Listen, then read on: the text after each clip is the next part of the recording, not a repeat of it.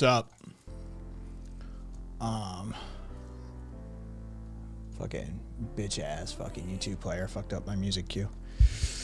Oh, all right. Hang on. I can do that. I'm in. I've got, I don't like the clicky keys.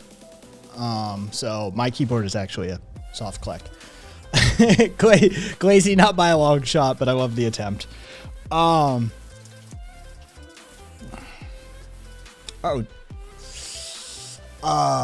Fucking A, dude, it's heating up over there. It's legit heating up over there. Fucking Canada's loaning Ukraine 120 mil to shore up their economic foundation. Estonia, Latvia, and Lithuania are sending anti-armor and anti-aircraft missiles to Ukraine. By the way, they're U.S.-made anti-aircraft and anti-armor missiles because we supply Estonia, Latvia, and Lithuania with their armaments.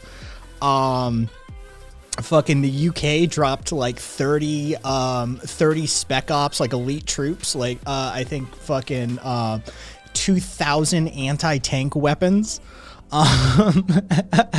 Like it's legit heating up. Fucking Spain dispatched a warship, one of their destroyers, I think, to the Black Sea to boost those defenses. British transport aircraft are in their third day of delivering, quote, thousands of anti-tank weapons to Ukraine. Canada has already deployed spec ops to Ukraine. Germany has said like they'll get in the fray if Russia starts like actually doing some shit. Oh no, Caboose, it's not. It would be hilarious to see Putin's Russia with all of their misogyny, homophobia, and saber rattling to get their asses handed to them in a high hat by a bunch of small European nations. That'd be hilarious. Like, fucking the U.S. doesn't even have to do shit. Fucking Canada, Lithuania, Latvia, fucking Spain, fucking just kick the shit out of Russia. That'd be hilarious. What's up, Irresolution? Eagle, I don't think you're going to see any deployments. We're not, I don't think we're going to get involved in this one.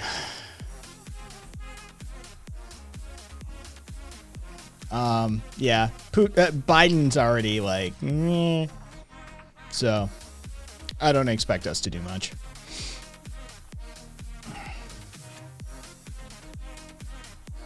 Oh, yeah, caboose for sure. I need to get my dose of the EU. Yeah, go over to Rammstein and fucking, Dude, Rammstein's fucking huge.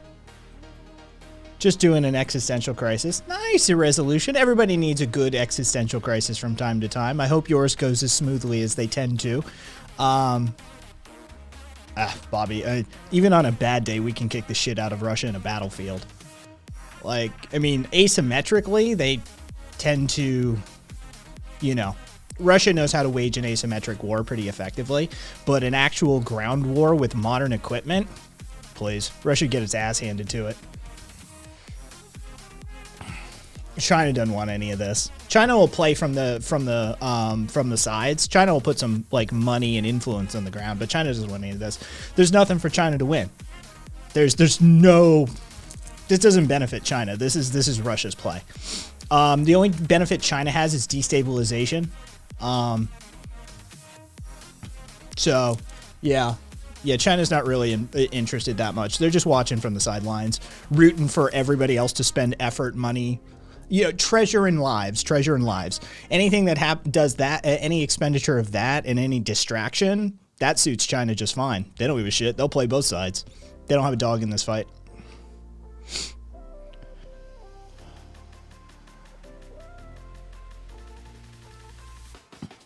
Yeah, and Russia's equipment is dog shit.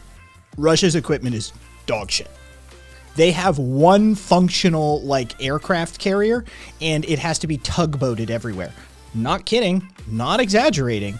Their only aircraft carrier has to be tugboated because it can't operate under its own power. Russia's naval fleet is shit. It's utter dog shit. It's fucking hilarious. Yeah. We would kick the shit out of them in a naval war. Like, we would kick the shit out of them. Even with, like, degraded blah, blah, blah under a Biden administration, X, Y, and Z. Set up your scenario with the U.S. being as handicapped and both arms tied behind our backs. One of our carrier fleets would kick the shit out of all of Russia's, like, entire naval arsenal. It's hilariously bad.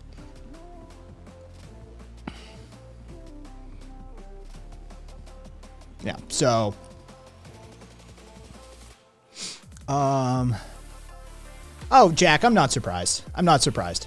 But like, I have I've turned the page, I've turned the corner. I allow for no quarter anymore. ANCAPs aren't welcome on the channel, and MLs have issued so many rape and death threats to people in this community, to me, to members of this community, and on this channel. They're all persona non grata at this point. You have to prove to me that you are operating in good faith and you aren't a psychopath as an ML. Marxist-Leninist, before I even give a shit about what you have to say, right? Yeah. Surprised the MLs aren't siding with the Nazis this time. Yeah, I'm over it. Like, I'm over it. They can go fuck themselves. And as far as like, I fucking caught street food fart ass fuck. That's what I'm calling Hassan, by the way. Hassan's name reminds me of the sound that somebody's ass makes after a good ass fucking, after a date that you dared eat some street food. So his name sounds like the sound that it to my ear. That's what I hear when I hear Hassan's name, is like, you know, street food fart ass fuck. Apparently he was talking shit about anarchists loving death threats and shit today. So, you know what, as an anarchist who has been on the receiving end of at least a few hundred death threats from the ML community online, just in my like podcast and streaming career, he can go fuck himself too. Yeah. So, like, oh, anarchists love to issue death threats. Do you know how many rape and death threats I've gotten from communist, Marxist, Leninist, Stalinist douchebags just in the last like 2.5 years? Literally hundreds. Members of this community are well aware because they've gotten their fair share too. Some of you probably have folders full of them at this point. So, as far as I'm concerned, the ANCAPs, they are on-site banned, and the MLs, they can go fuck themselves. So, Cassidy, yep, I sure do. Jack, yep, we're well versed in getting death threats. Have you gotten ML death threats IRL? 1 in my entire fucking career. And it wasn't even like, I'm gonna kill you. This dude was, he was an ML, he was at one of our, let's just say, operations. And he did the somebody should fucking threat, right? Like, you know, somebody should fucking take you out. That sort of shit. He didn't even have the fucking cojones to say it himself. I'm like, whatever. So,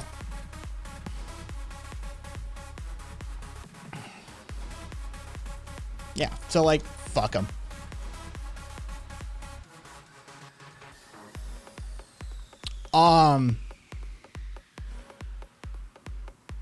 Yeah.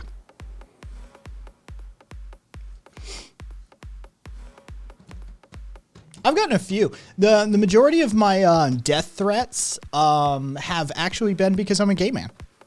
Not even as an anarchist. Like my IRL death threats, majority of those have been because I'm a fucking queer. Yeah. Yeah, that's where most of those come from. So that's progress, I guess. Oh, nothing, Crix. Nothing. We were just talking about some shit. Bobby, yeah, what'd you get yours? Couldn't download their free play.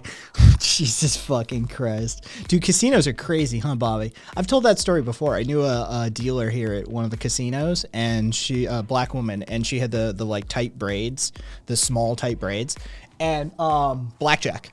And she lost the dude across the table at her table, just completely fucking busted.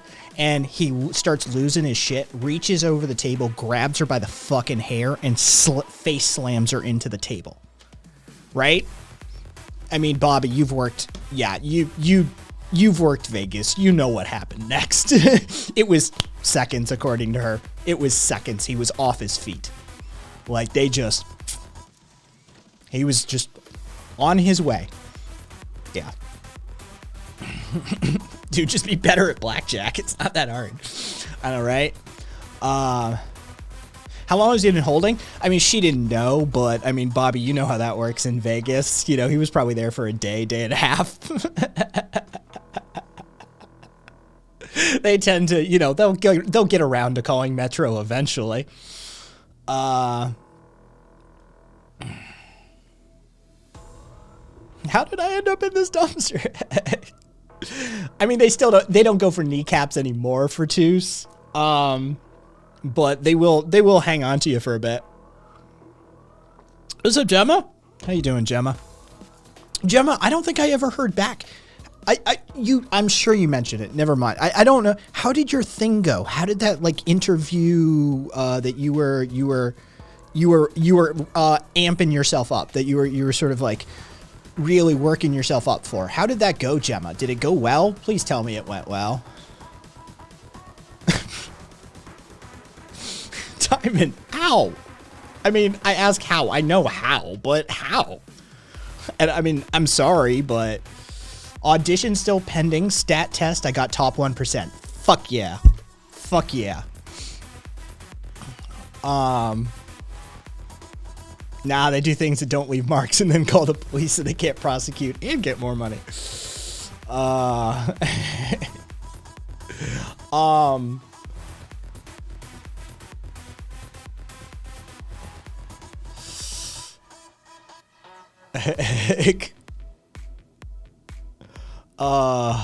mean, Diamond.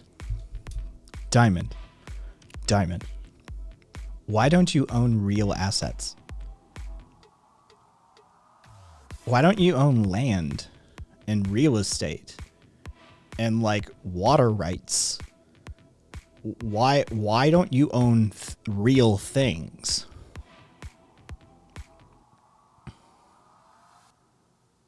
Hey, Glazy, I'm gonna dump some cash in ETH right now. I mean, yeah, like, why don't you own real things? Like, you do know that's where real money is, right? Like, when Rockefeller didn't own oil rights, Rockefeller owned all of the, like, oil processing facilities, the refineries, the pipelines, the supply companies that supplied the machinery to the oil prospectors, right? Like, don't you understand how real wealth operates? Oh, wait. You're a crypto bro and you're nouveau riche. Of course you don't. Why did I even bother asking that question? Homie, welcome to Real Money 101 with Kai, right? Go own some real shit. Like, go own some actual shit. Like, your entire portfolio is invested in a speculative market that is ethereal at best and has no intrinsic value in the real world. Like, homie, go invest in some real shit. Yep, yeah, happy to have you tap in anytime, Bobby. Buys JPEGs for 10,000. I know, right? Jesus Christ. I mean, go buy some fucking land. I don't even know what a Zuko is. Is this some new fucking coin or NFT or what Azuki? It's go buy some real shit, man. Go buy some real shit. It shouldn't, Glazy. But if we're talking investment in a capitalist modality and you're like, oh, I lost half of my 40% of my net worth today because my entire portfolio is in nonsensical coin bullshit, right? Like, homie, go buy some real shit.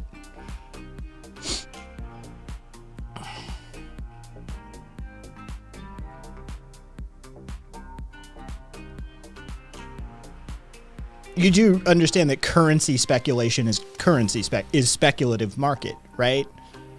Like, I'm literally telling you to invest in real things, not currency.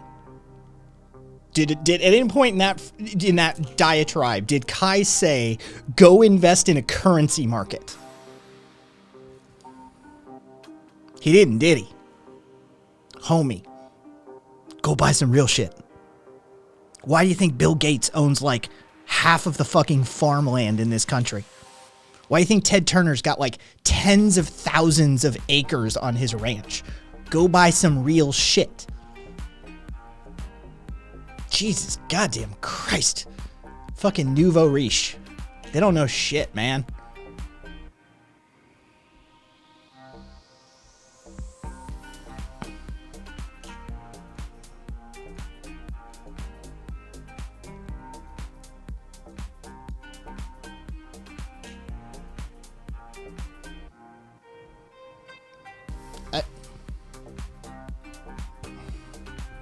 Fucking forehead, think. Think, forehead, think.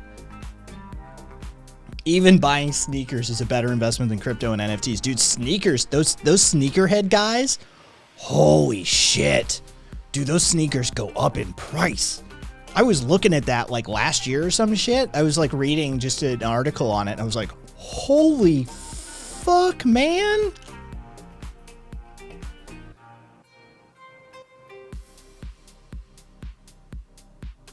What's that John Adams quote? I've never known a piece of land to break down.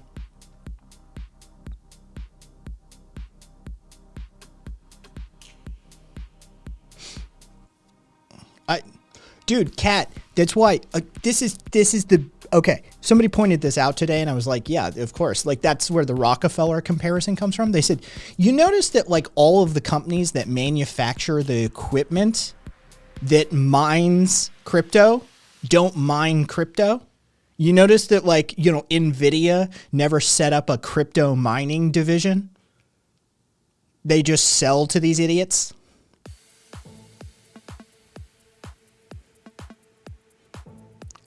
Connect the fucking dots, man. The real money, the real investors, the real big boys, the ones with big dicks in the economy, right?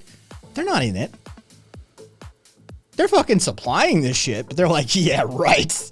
We're not getting into that. Fuck, if you want to buy the card from us, buy the card, but we ain't doing that. Right? Fucking pay attention to the pattern.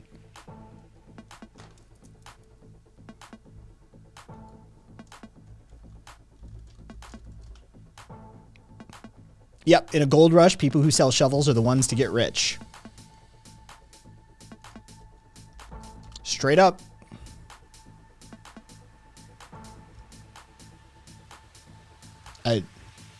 What's a Gary V?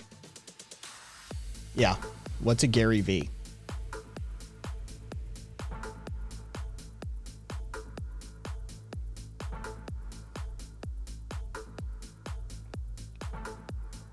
Oh, he's an advertising agent. VaynerMedia. He literally sells smoke and mirrors for a living. That seems to be his primary business. Oh, fucking A. Yeah, he's a professional grifter. Like, he's top tier grifter. Yeah, he's got his grift game down. Investing and self-help guru. Yep.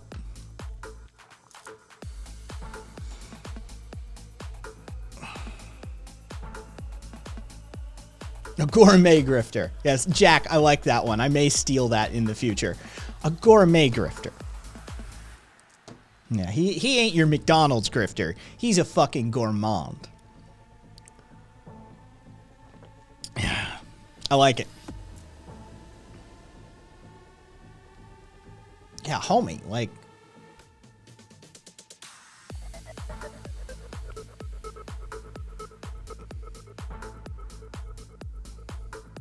Get Bobby, I can tell you all about marketing, guys. Oh, dude. I bet you've known some fucking gems in your time, Bobby.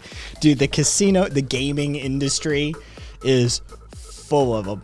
Holy shit, man. I bet you've known some doozies. Oh, fuck me.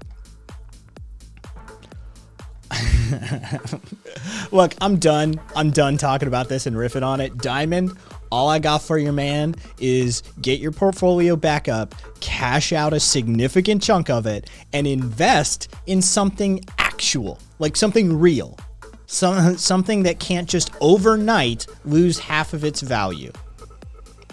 That's all I got for you, my man. No.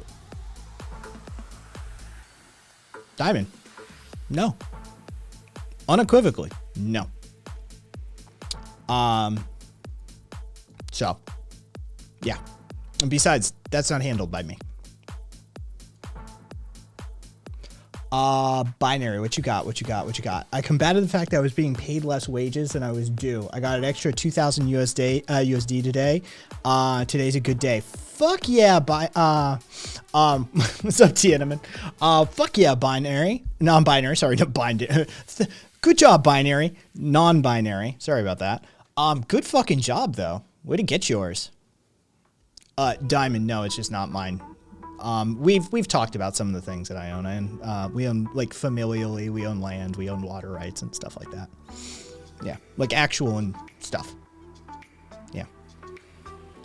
But again, I'm not in charge of it.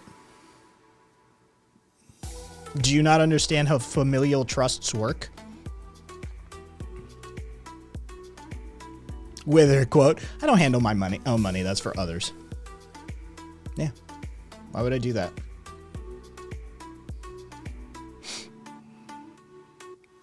Mine as well. Trust me, my own contributions are in there. What's up, Puka? Not much. Also, bad movie night tonight. I got a few new movies added to the list. I pulled some from the list. We got Battleship, Big Trouble in Little China, Bloodsport, Ernest Goes to Jail. Fucking Robo Geisha, Samurai Cop, The Blob. We got a few to pick from for tonight. So we got a bunch of stuff. We got a few that, like, if you guys want to. Did I add Fist of the North Star? I did not. But you know what? I will do that, like, right now, just because, like, we've talked about it for a while.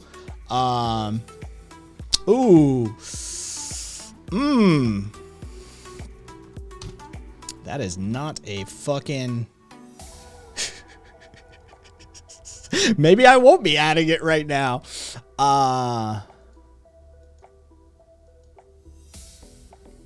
No, Diamond. No, I shouldn't. Why bother? Fucking Diamond has... Dude, Nouveau Riche are hilarious. Nouveau Riche are hilarious. I'm sorry. It's sad to watch the like newly rich. Yeah. Like, dude, you just lost like half of your net worth in a day. Don't be giving out advice. You just, homie, take the L, sit down, and just relax. And Beast go, why should I get a lawyer? I can represent myself. Marcus, you here? How's that always go? Oh. Bobby said I own all but one of those.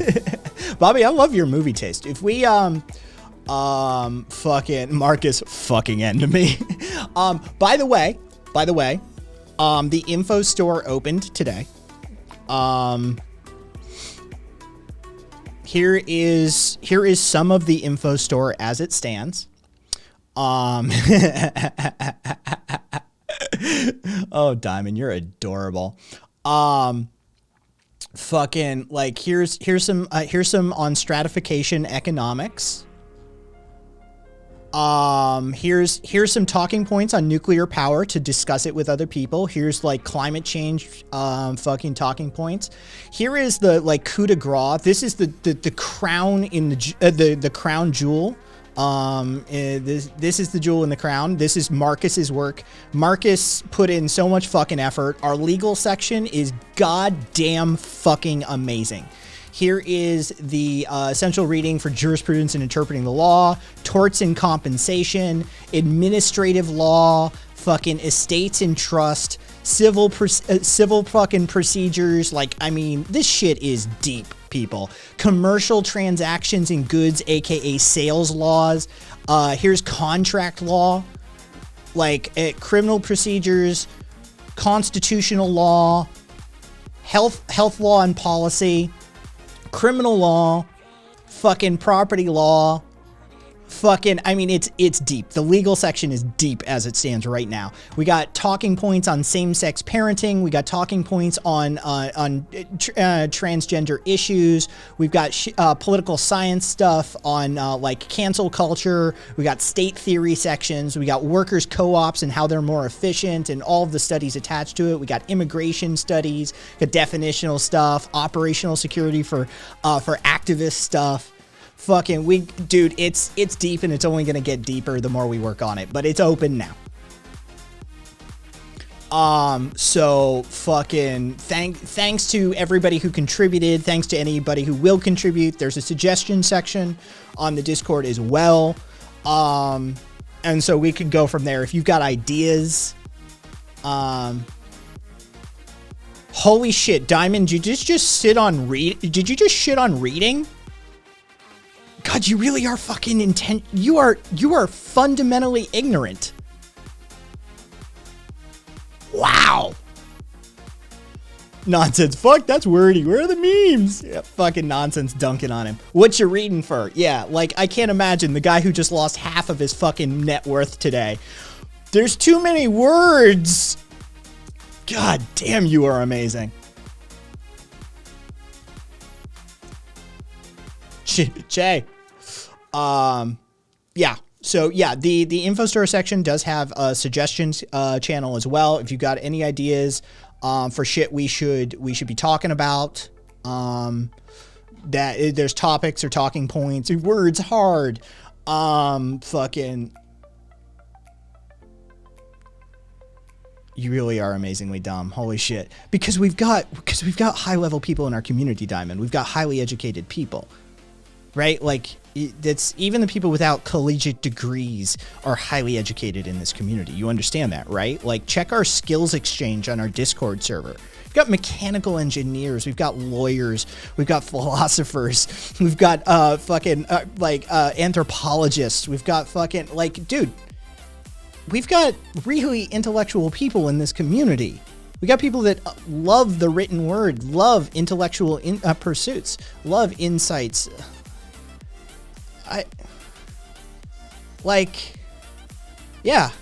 Resolution. We don't have to act.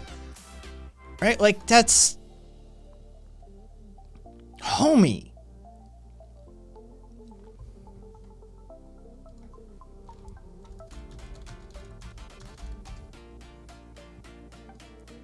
I'm going to read a quote because I was immediately reminded of a quote. It's hard to quarrel with the ancient justification of the free press. Oh, wait, hang on. Yes. It's hard to quarrel with the ancient justification of the free press, America's right to know. It seems almost cruel to ask ingenuously, America's right to know what, please? Science, mathematics, economics, foreign languages? None of these things, of course. In fact, one might well suppose that the popular feeling is that Americans are a lot better off without any of that tripe. There's a cult of ignorance in the United States, and there always has been. The strain of anti-intellectualism has been a constant thread winding its way through our political and cultural life, nurtured by the false notion that democracy means that my ignorance is just as good as your knowledge. Isaac Asimov. Yeah. Like...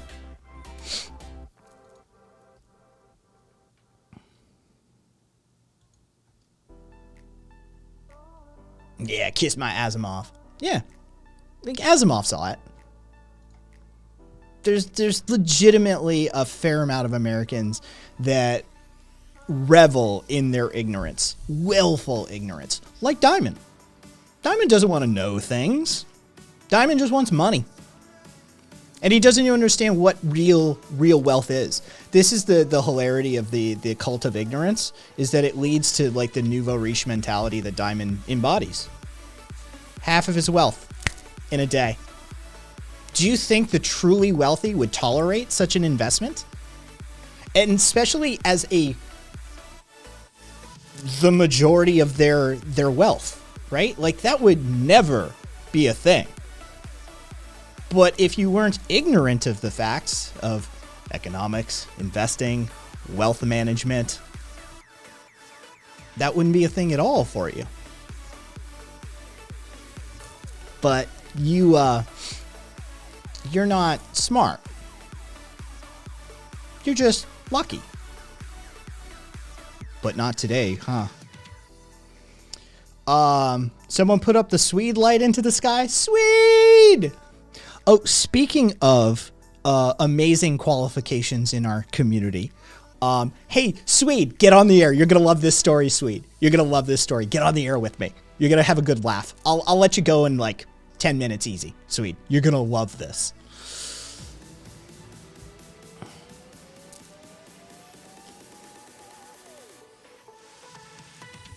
Oh.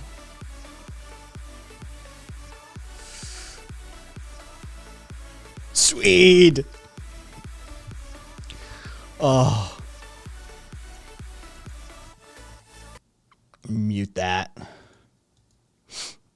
Oh, Swede's muted. We'll see. We'll get to Swede when he unmutes himself. He's doing something, I'm sure. Making a new kid. All right. Diamond Shib in chat, who is insisting that I wanted to investigate my portfolio and then informed me that I should manage my own wealth, of course, came into chat crying because all of his, well, we'll call it wealth, but you and I both know it doesn't qualify for the word wealth, right? All of his riches are wholly invested in cryptocurrency bullshit, and he lost half of his wealth today. And he's attempting to talk about the how we really like words and reading, and why we're all want to be intellectuals in this community. And he's doling out investment advice to us. The guy who just lost half of his wealth in a single day due to his entire portfolio being crypto based. You want to know how you can tell if somebody actually knows what they're talking about for investment advice? Yes. They tell you that they can't give you advice without actually sitting down with you and knowing your current situation and who you are, and investigating what your risk tolerances and timelines and everything else. And so they don't give you advice. I told him, just buy some real shit for once. Like, try investing in something actual other than fucking crypto. But hey, I'm not. I mean, if you want to play around with money you can afford to lose, fine. It's kind of a whatever, but. Fucking Cassie Swede beat me to it. That's what I was typing. Fucking yeah. Non-binary successfully negotiated a $2,000 like pay bonus today. So non-binary made $2,000 extra today. Crypto bro lost half of his fucking portfolio today, but he's the one telling us how we should invest and speaking down to our perceived intellectual levels. Right. I mean, based on his comment earlier, I don't think anyone in here really thinks we're 150 IQ people. I know I don't. We're just highly educated in our various fields. Like I said, we've got mechanical engineers, we've got archaeologists, we've got, finance, we've got journalists, we've got, IT professionals, we've got, as far as our various fields go, this community is very well educated on a variety of topics. That's just the truth of the matter. But nobody, why don't you manage your own money? Because I'm not a fool, right? The same reason I'm not my own attorney, right? Yeah. Right. That's somebody else's job who specializes in that, right? That understands that and pays attention to that, more attention than I would ever want to pay attention to. Yeah. Well, maybe later tonight I'll show you what I've got in mind. Attaboy. I'll be interested. Yeah. It will require logging into several different systems because it's all private equity, but Yeah, of course. Fucking Diamond said you can't trust people with your money. You should know where you have your money. Diamond should join the cult. The thing about a really good financial advisor is they educate you on what strategies they're employing with you, and you have instant transparency into what they're doing with your portfolio. Yeah. And unless you're a politician and it should be in a blind trust, and then you can't see it all. He also doesn't understand the concept of having familial trusts and things of that nature that you just hands off it. Yeah. Yeah. He's at best definitionally nouveau riche. At worst, he's, the kind of individual that P.T. Barnum would have loved. So, yeah. I think that's the thing, Diamond. If you have absolute trust in your financial advisor and they haven't screwed you over for a while and it's just not something you're interested in, that's fine. You just understand the risk you're taking with that approach. And if you're okay with that, okay. Yeah. And as Swede said, it's trust, right? It's not something you do with somebody. That's the thing. If you've got generational experience with, say, an organization, right? There's organizations. Look, Diamond, if you go down to your local strip mall and get a financial advisor or an investment advisor at your local strip mall, you're going to get fucked, right? But there are top tier organizations in this country whose reputations hinge upon their handling of large portfolios. Yeah, they're called family offices. Yeah. You will not get screwed by them. You won't. So welcome to the big boy leagues, right? The person on the line right now, I'm gonna toot Swede's horn for him a little bit. I won't go into specifics, but Swede has seen more money in his life, more assets, more wealth than you could ever possibly even fathom. Diamond. Hey, Diamond, Warren Buffett's my neighbor. literally. So, like, homie, where do you live? But, you know, all No. joking aside, he lives a couple miles from me. Yeah. But anyway, No, he doesn't work for him. I am privy to enough details. I know what's up. So anyway, sweet. I thought you'd get a good chuckle off of somebody who, you know, thinks they know things and lost a shit ton of money because they thought they knew things. it happens to everyone. I mean, don't take it too hard, Diamond. We all rush in thinking that we have some newfound knowledge or strategy or something somebody else hasn't thought of before, and we get our butts kicked for it. It happens to the best of us. It's happened to me. It's happened to everybody else. And that's why you're a good risk management specialist, because you understand these concepts. So either way, anyway, sweet. Anything you want to mention? Anything fucking? What's your life? I'm just playing some tower defense games while you guys are talking. There's been a bunch of new tower defense games coming out recently. I've seen a spate of them coming out recently. So I'm into the mindless drudge of just whatever today. So Fair enough. Either way, thanks for hanging out, Ma. yep. Catch you later. Sweet, everyone. Sweet. I thought about buying a few things and saving a lot of it, so I'm going to ultralight winter sleeping bag and a durable tent, so I have basic needs if I go south. Can't eat money. Preach, non-binary. Preach. Cupcake's playing Tower Defense 2 right now. For two said, speaking of games, still working on mine. No tasing my balls yet. Are you sure you don't? You sure? For two, it's just a little motivation. Well, just a little, you know, get you moving.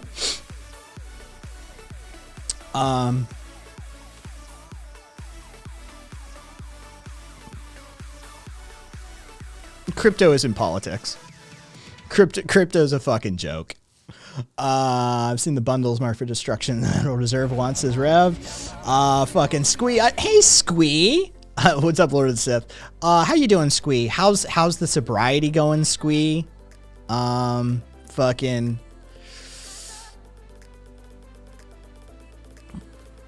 Let's see.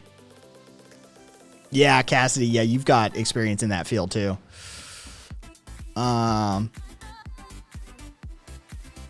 Jack, to be fair, guy, he knows where his money is. Down the drain.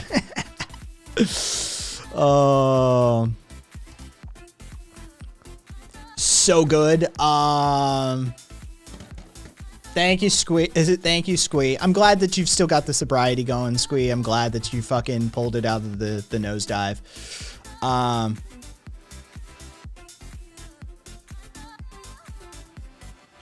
Learn to make a bunch of different types of things because the skills are profitable in real life. I know, right, Poppy? I don't know, what a concept. Beast, what do you mean car batteries aren't sex toys? How do I quit nicotine? Glazy, that's a rough one, isn't it? It's fucking rough. I would go Squee. I'm glad that it did. Look, this is substituting one for the other, but you could then. Okay, so here's my suggestion, Glazy. Smoke weed. It's my friends that have successfully managed to quit smoking cigarettes. Hey, Square. What's up? What they did was swap weed for tobacco. And then they weaned themselves off the weed because the weed is easier to stop than the tobacco. That nicotine is a motherfucker. Dude, that's holy shit. Nicotine's rough.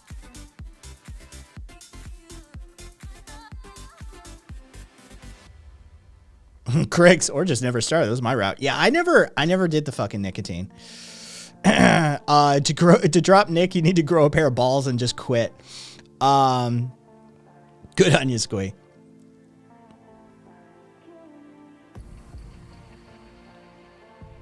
Resolution, yeah, I quit smoking by leaning on weed for a while. Because I have Diamond, because I know people, because I've gone outside and spoken to real people in the real world and had empathetic, interactions with people. It's amazing what you can learn when you actually speak to people.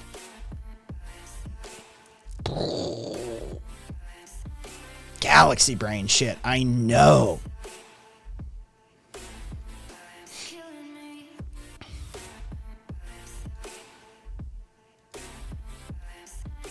Oh, Che, that's some fucking galaxy brain move if there ever was, Che. Respect. Yeah, Marcus, I've used a hookah, but I used it for weed.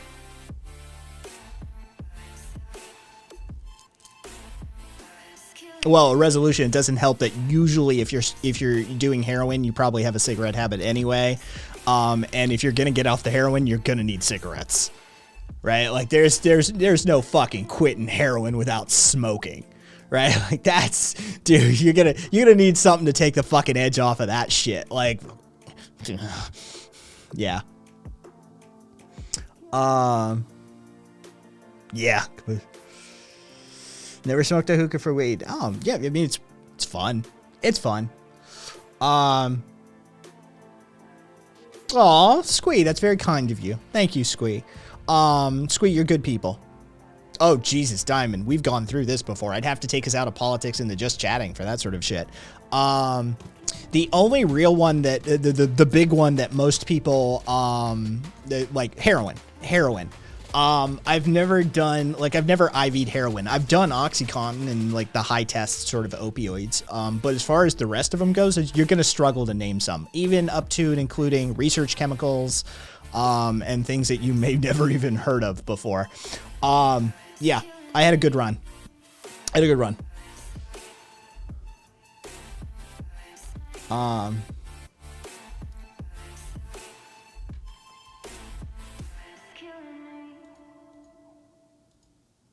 have a really cool experience coming up I wanted to share with you. Yeah.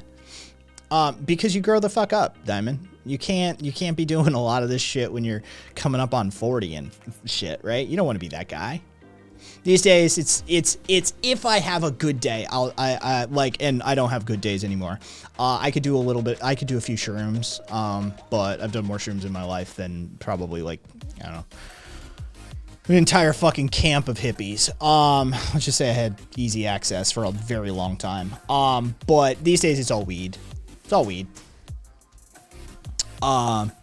Urethral crocodile. I've never, the synthetic opioids are rough.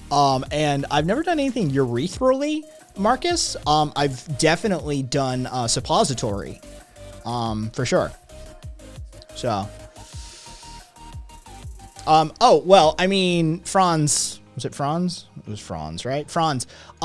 The only reason, I haven't done heroin isn't because I'm not going to do heroin. It's just I'm saving heroin for when the end is in sight, right? People do drugs in the wrong order, right? They start doing heroin when they're like fucking teenagers in their 20s and shit like that, and it ruins their lives. Like, but if you see the end in sight, right? If you're like, oh shit, I have cancer or I'm dying or fucking whatever, right? If the end is in sight, Maxwell's silver hammer time. Now is the time to start doing heroin, right? Like I'm just saving it. That's all.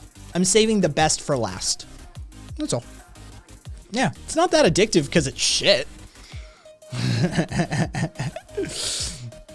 You literally go out on a high. Oh yeah, like a little bit of sunshine. Exactly. Go out with a bang. Damn right. All right, so I saw Squee. My friend has been helping me with some newfound depression and stuff. I'm going to be doing a guided mushroom healing set. I'm so happy for you, Squee. I love that it's guided. I'm super happy that you're not just doing that shit on your own. Fucking, and I sure as shit, I personally believe, Squee, it's going to fucking help you. I personally believe that it'll change your life. Yeah, I truly believe it'll fucking change your life. But I also hope it does. So yeah, I'm super happy for you, man. For twos, thank you for the gift sub, and Squee used to, you know, Squee's fucking put down plenty of bucks on this channel. So like, yeah, Squee, enjoy your gift sub, and thanks for twos. Thank you, Squee. Thank you, Squee. My last trip sucked. It made me not want to even smoke weed anymore. That's rough, Glazy. Sorry to hear that. Yeah. I think my favorite was probably 2CB. That's Alexander Shulgin's baby. He created it. It's his formula. It's his molecular formula. It's his synthesis. 2CB is sort of like ecstasy and acid combined, sort of a psychedelic ecstasy. It's a hell of a thing. It's a fun one.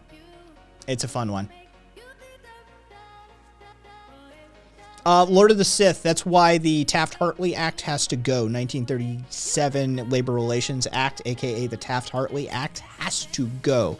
That's where all of this sort of started. After the 37? Either way. Taft-Hartley Act is in direct response to the Labor Relations Act of the previous decade, in which we've formally recognized the right to strike and all those sorts of things that firmed up the processes that had begun in the 1880s and strung through the 1990s and the 1920s that became the sort of labor movement as we recognize it in North America, at least. The Taft-Hartley Act is the dismantling of it. It's what makes wildcat strikes and solidarity strikes and those sorts of things illegal. So the Taft-Hartley Act has to go. So that is a standard talking point that we address regularly. Yeah, but I hear you. I feel you.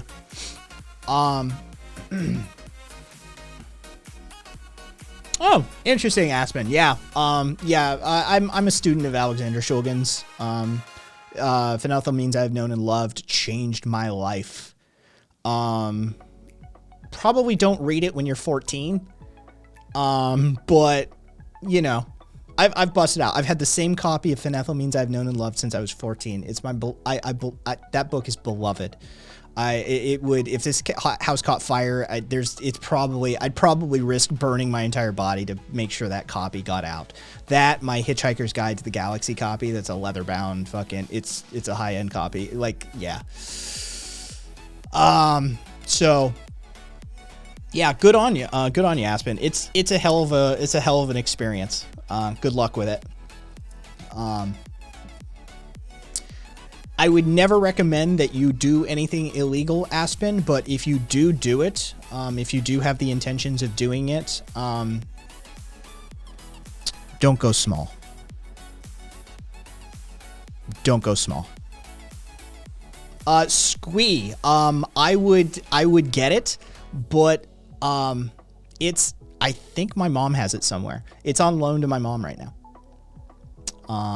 So I would have to ask her where it is.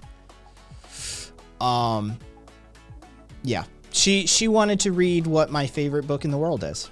And it's taken her, she's had the copy for a while. It's taken her a while to get through it. But I told her, I'm like, Hitchhiker's Guide to the Galaxy, and I have the 5 books of the trilogy in a single leather-bound copy. I have no idea, Squee. I've had it for a while. I've had it for quite a while.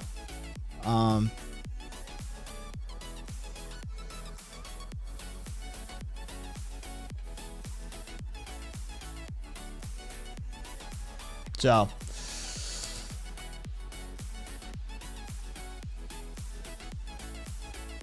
I adore Douglas Adams. He's I still am sad he's gone. Speaking of it, yeah, shoot, Squee, shoot. So long, and thanks for all the fish.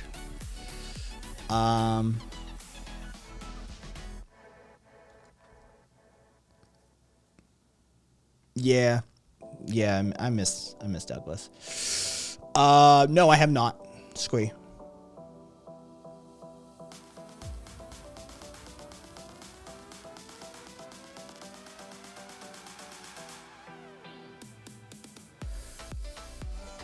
I would hate you in real life, Diamond.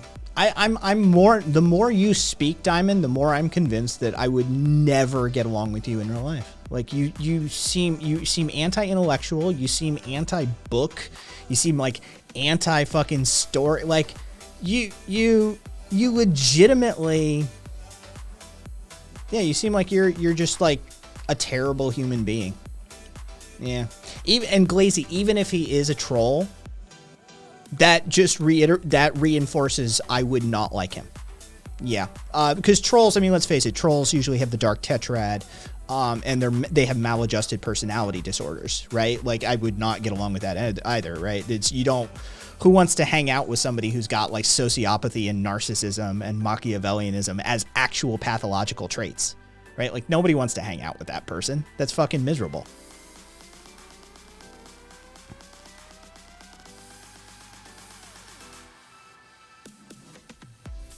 So even if it is a troll, like it's fucking miserable, right? I don't want to know things. I don't want to read things. I don't like stories. I don't like books. I don't like. So, yeah. You'll love this one. My daughter was in class and we were playing a game where they went from one side of the room for 2 topics to see what people was like. And she was the only person that chose books over video games. I mean, look, I'm not that guy. I'm not going to say video games are somehow an inferior or superior medium to books.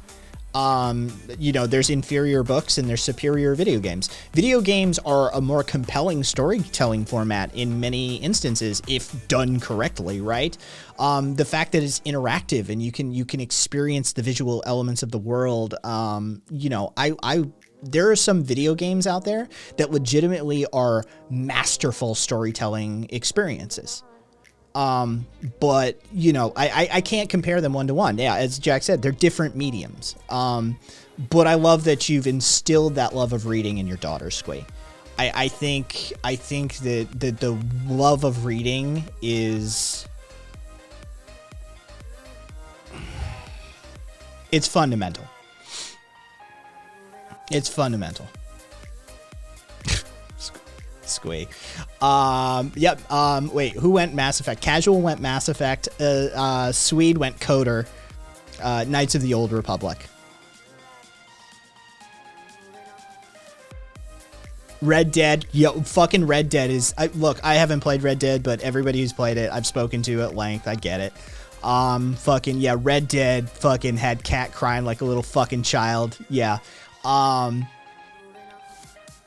Yeah. Morrowind. Yeah, there's amazing storytelling in video games when done correctly. Fortus said y'all have all basic bitch taste. Fortus, come on, give us one, Fortus, from a video game designer and like graphic designer standpoint. What you got, Fortus? What's your like top tier storytelling for the medium? Life is Strange. I'm not a Last of Us fan, but Last of Us. Spec Ops: The Line. Jack, is Spec Ops: The Line the one where the script flips and you figure out that like you were the bad guy, like you were committing war crimes, and this is you trying to like come to terms with? Is that one? Yes. Okay. Yeah. Bastion. Played Bastion. Solid pick for Tooth. Yeah. Fucking Metal Gear. Metal Gear. Look, I wish Hideo. I wish Hideo would just make movies. I wish he'd just make a movie. Hideo needs to just stop trying to make video games and just make a goddamn movie or a TV series. He'd be, dude, an HBO miniseries made by Hideo Kojima would be insane and amazing. Like, just give him a fucking HBO miniseries already and stop letting that dude make video games, because his video games, I'm sorry, I'm going to say it. His video games are miserable to play.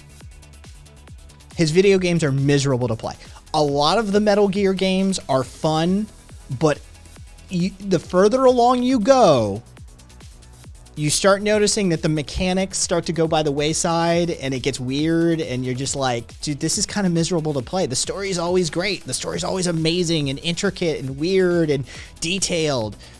Just somebody give Hideo Kojima an HBO miniseries and call it. I'd love to see what he makes. It would be brilliant. Considering who he is as an artist, if you gave him a series, he'd make you interact with the remote somehow. Can we all just agree PCMR/Xbox won the console war? Shout out to Daddy Gates for buying everything. I mean, that's more fucking Spencer, right? That's more Spencer, but yeah. Dude, PC, I mean, let's face it, consoles became PCs, right? PCs won the console war ages ago because consoles became PCs. They just became specialized mini PCs, right? They're small form factor PCs.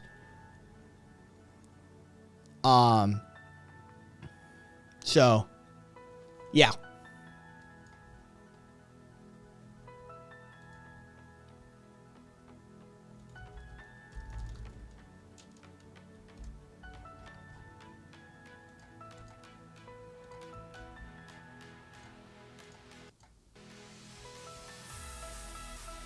Oh, what do I got? Squee.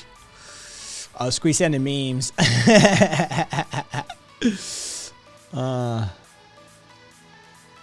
Jesus Christ. Sorry.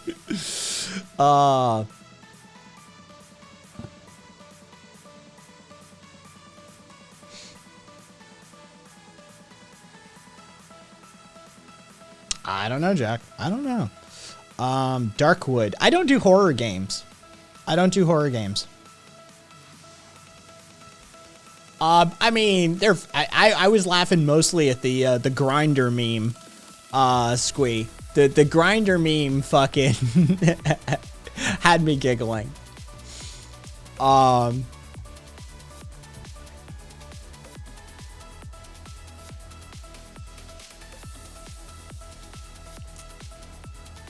So let's see. I talked about the fucking Ukraine shit. Oh, yeah.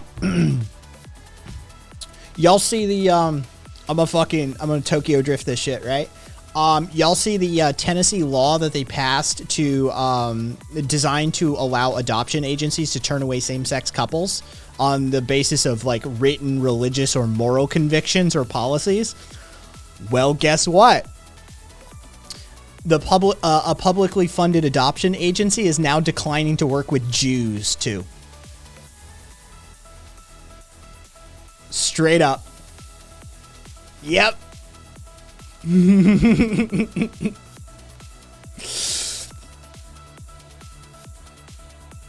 Yep, Che, we said this would happen. Amazing. What kind of water do I drink? I have a pressure distiller in my house, and so it's public tap water that gets run through a multi-stage carbon pre-filter that then gets pressure distilled, and then I remineralize using a remineralization solution from the Thomas Jefferson Clark over in Utah. That's what kind of water I drink.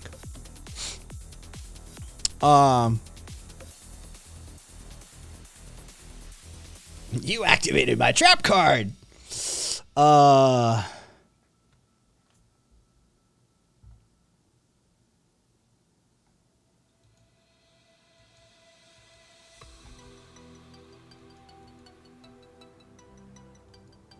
I didn't square.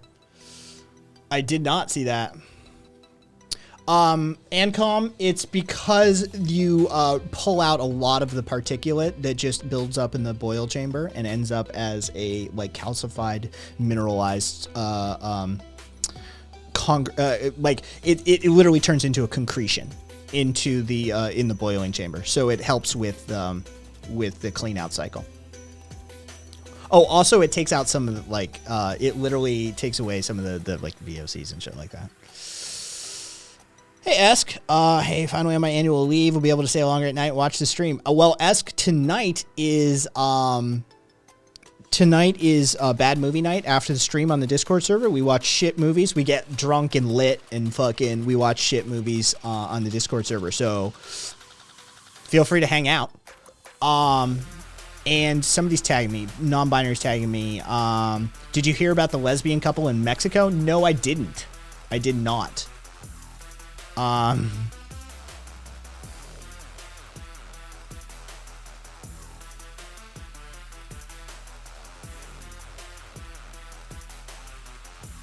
What's your new position, Jack, if you don't mind me asking? I mean, Ancom, Glazy's good around us, right? Like we Glazy interacts in good faith in this community. I can't speak to other communities, but around these parts, we haven't Glazy when the community. Glazy is I count Glazy as a member of this community. He acts as in good faith, and we get along just fine. So, I mean, it's it's Glazy's version of good faith, right? We all have our own definitional sets. I make for allowances.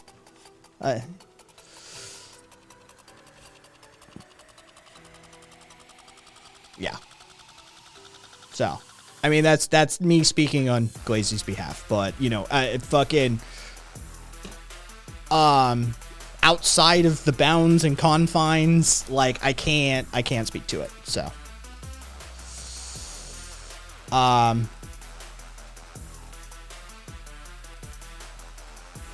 some bad takes, some not bad takes, some liberal takes. I mean, and again, I don't,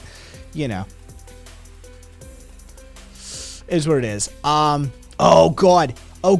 Did you guys see that crypto land shit? Thank you, Viscous, wherever you are at this moment. Viscous, shout out to Viscous. Did you guys see that crypto land shit? Holy fuck. Of course. Yes, the pedo island. The fucking pedo island. Fucking, oh my god. Oh my god. It's so amazing. Fucking the age of consent will be mental maturity. Whatever the fuck that means. Oh my god. Yeah, they're fucking trying to buy a Fijian island.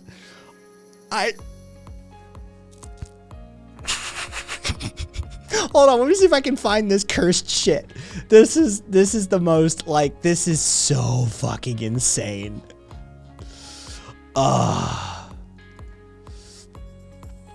You dropped it in shared content? Oh, the lesbian mom's found dead and dismembered in gruesome double homicide. Oh, Jesus Christ. Fucking Mexico. What do you fucking Mexico, man. Fuck, this is just... Do you want to be part of the world's first physical crypto island? Here. Alright, Squee. Fucking take care of yourself. Love you, Squee. Fucking enjoy Apex. Here's how. Cryptoland is an international hub for the community to come live, work, and have fun and enjoy a first-class crypto lifestyle. A private island with a complete ecosystem that represents the blooming crypto space. A paradise made by crypto enthusiasts for crypto enthusiasts. Cryptoland has 3 main areas: Cryptoland Bay, House of DAO, and the Blockchain Hills. Cryptoland Bay, composed of multiple crypto-themed zones, such as the Crypto Beach, Caboose, I'm the totally Working with Hub, you. and Cryptoland's Resort, among many others. House of DAO, the amazing crypto startup village created to attract and incubate the world's best blockchain projects. And the jewel of Cryptoland, the Blockchain Hills, the exclusive residential area. If you want to own a piece of Cryptoland... Oh, Jack, I love the fucking Dune crypto sale. That is goddamn hilarious. They bought the fucking book thinking they had publishing rights. Fucking dummies. This is for you. There are only 60 parcels of 1 acre each available for visionary investors to acquire land in the coolest place on Earth. Last but not least, in addition to the 60 parcels, 1 parcel has been reserved to build the Vladimir Club, a members-only club just for cryptolanders.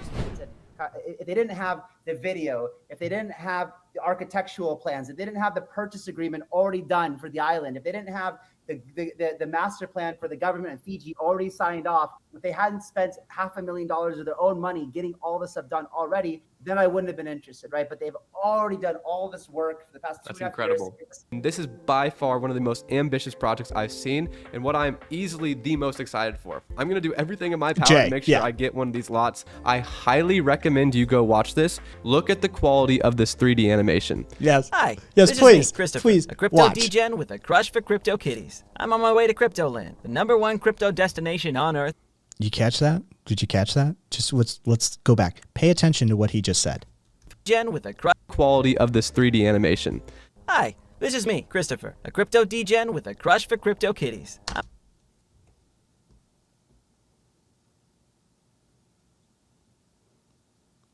That's like the first line in their promo video. That's like the first line in there. Yeah. I'm on my way to Cryptoland, the #1 crypto destination on Earth where crypto enthusiasts, or cryptolanders like we're called here, can meet with like-minded individuals in real life. And when Connie, the founder, told me that visionary investors could own a piece of this Diamond, it's 100% pedo shit because they've unabashedly stated, unequivocally stated, the age of consent on the island will be mental maturity. Completely fucking arbitrary. Nobody knows what it means. Oh yeah, this island is fucking Epstein Island without Epstein. This is 100% some ANCAP shit. This is straight up ANCAP. Oh, you got the tweet in fucking shared content? Please and thank you. Yes. All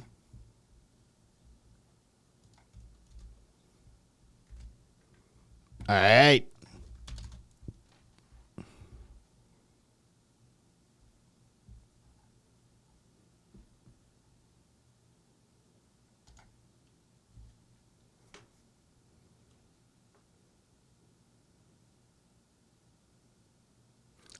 Wink.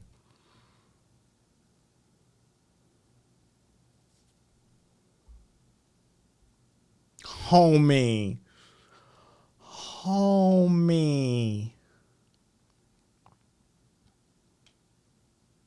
This some pedo shit.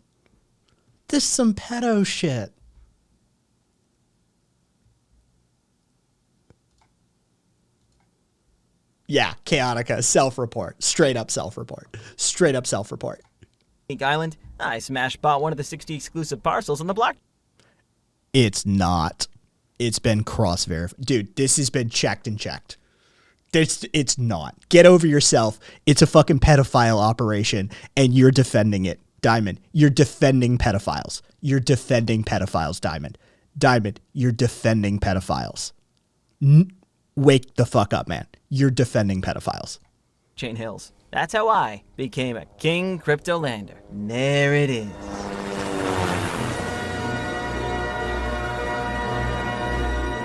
So, are you coming to the Vladimir Club party tonight? Yeah, just for Cryptolander NFT holders, right? Yeah, man. Have a nice day, sir. Thank you. Connie? Are you Unique island in Rio and crypto. This 3D animation. Like we're called here, can meet with lovers could own. That's how I became. tonight? Yeah, just for Cryptolander NFT holders, right? Yeah, man. Have a nice day, sir. Thank you. Connie? Oh, yeah, Jack. Come here, buddy. Oh, it's been a while. Yeah, 50,000 blocks at least. Been waiting for you since consensus. What are you, a pending transaction or what? Well, I guess I'm confirmed now. Ready to become a Cryptoland maximalist. This is crazy. Sir, welcome to Cryptoland, the hodlers of last resort. Oh, brilliant. Hey, stacking sats like crazy, right? Honey Badger don't care. We are gonna make it! The community's loving it, like on Twitter. Can't wait for you to give me a tour, Connie. What do you want to see first, Christopher? I don't know. Let's start with the best. No, I always keep the best for last. Let's go leave your luggage in your home first, and then I'll show you around. All the other King Cryptolanders have been arriving from all corners of the world. When we get to the Blockchain Hills, you're gonna understand what I meant by a first-class crypto lifestyle, man. Hey, Martin, please get us a car, would you? Yes, sir. Everybody is here. Carolyn, here he is. Hi. Hi, Mr. Adams. Nice to see you, sir. Did you have a good flight? Oh, yes. Excellent. Thanks for asking. Great. Here are your keys. Not your keys, not your bitcoins. Seriously? Your keys, your Bitcoin. Not your keys, not your Bitcoin. Where do you come up with? And so let's do this, by the way. Let's do this. Here is the Wayback Machine archive of the Cryptoland response. So much for your fake tweet.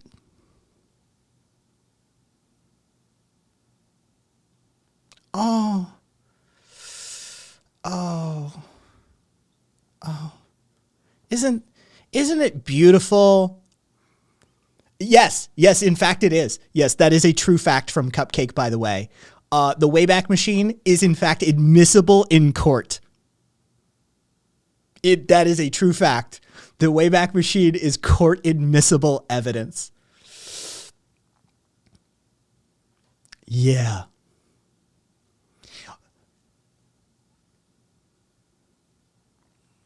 Oh. Oh. Mm.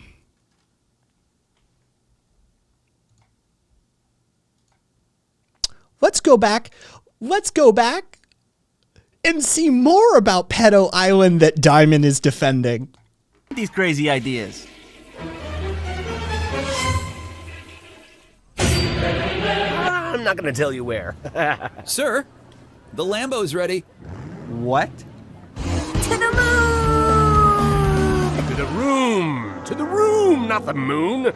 Entering the Blockchain Hills. Hey, what's that? The Vladimir Club, Cryptolanders members only club. We are preparing everything for tonight. We are throwing the most epic crypto party ever. I wonder who your plus was. Jay, the person who asked them knew what they were doing.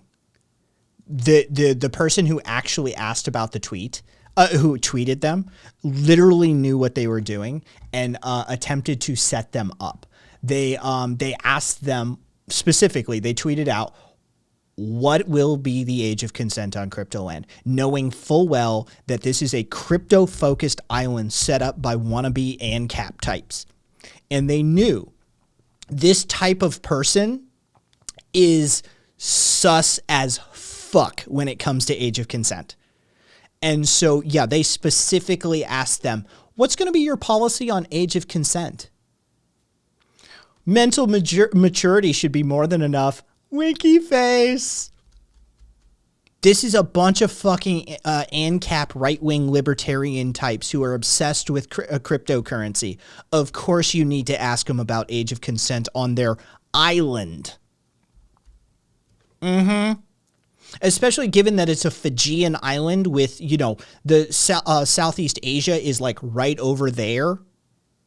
Right? You know they'll be importing like underage kids from fucking Vietnam and Laos and like Thailand and shit. You know that, right? Like that's where they're going to get their kids. Yeah. Yeah, fucking Jack. They set it up pretty close to Thailand.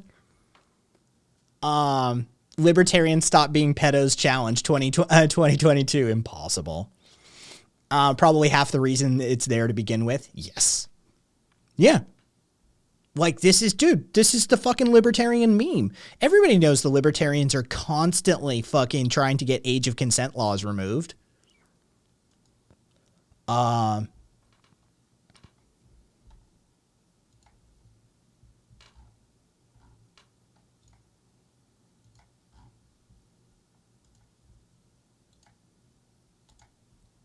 Cope harder, Diamond.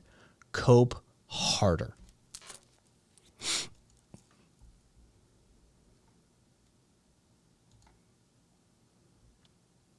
Cope harder, my man. Yeah. Watch it turn into Lord of the Flies situation. It'll turn into the fucking libertarian town in New Hampshire. They'll be like, what's the Fijian island equivalent of bears? Sharks? Are they going to get eaten by sharks? This fucking, their island's going to be taken over by sharks? Land sharks. Yes.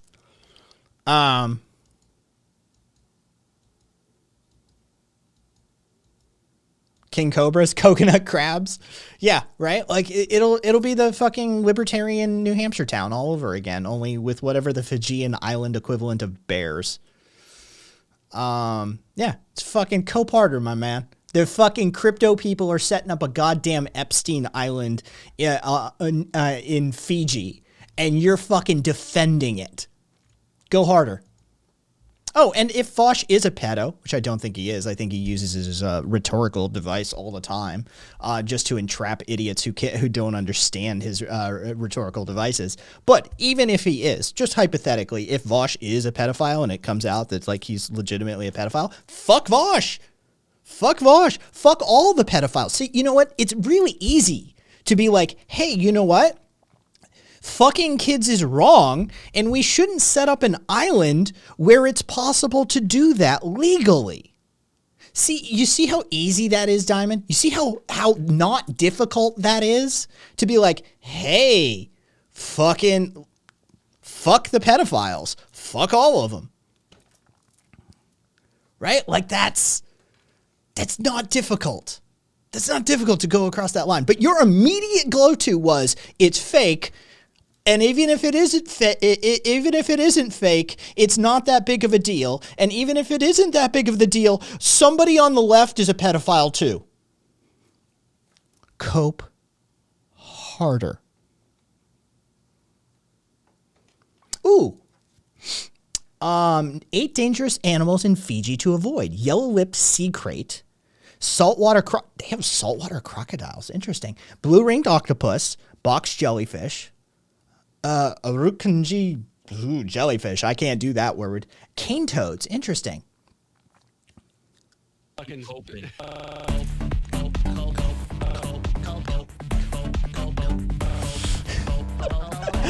Oh, that makes you worse. That's worse than a right-winger. You supported Hillary Clinton. Holy shit.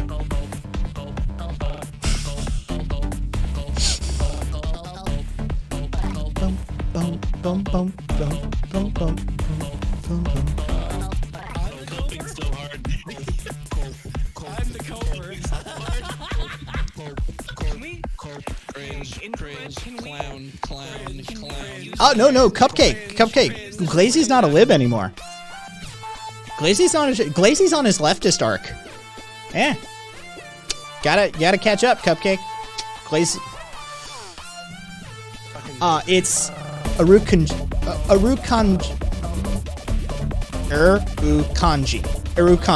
Thank you, Ancom. Thank you for the phonetic spelling, Ancom. Urukanji jellyfish.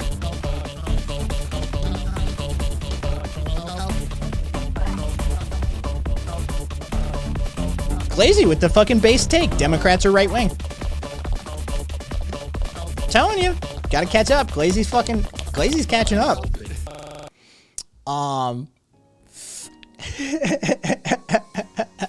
Yeah. Oh yeah, Glazy's full on redemption arc. That's why I'll go to bat for him with like Ancom. Like, you know, don't fuck up Glazy. But yeah. Property can't make contracts. Oh Jesus Christ. Beast. Oh my God. Fucking beast.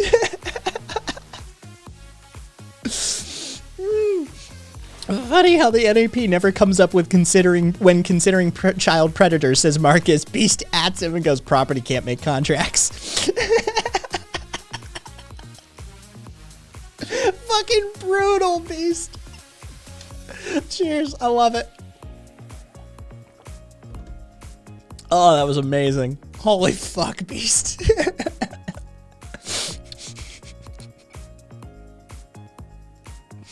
And caps, man.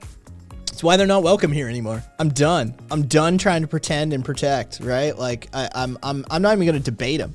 Nah, Beast, the right amount of real. The right amount of real. Fucking totally savage, Beast. I love it. Fucking ANCAPs aren't welcome here anymore. They're fucking, they try and take over anarchist spaces. They try and take our language. They try and take our verbiage. And all they are is a bunch of right-wing libertarian pedophiles at the end of the day. Fuck them. Real as fuck. Was it Hayek or Mises who said children could be sold as property? I think it's probably, well, fucking Hoppe would be down for it. Rothbard defended it, but I think it's based off of Mises. It's von Mises.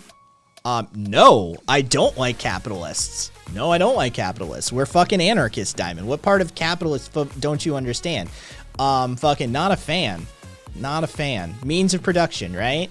Means of production. You're not a capitalist either, just so you know that, Diamond. You don't own any means of production. You're not a capitalist. It's not, you don't qualify. If you're like, I'm a capitalist, you're like, no, you're not, homie. You don't own any means of production. Che, yeah, I'm pretty sure it's von Mises.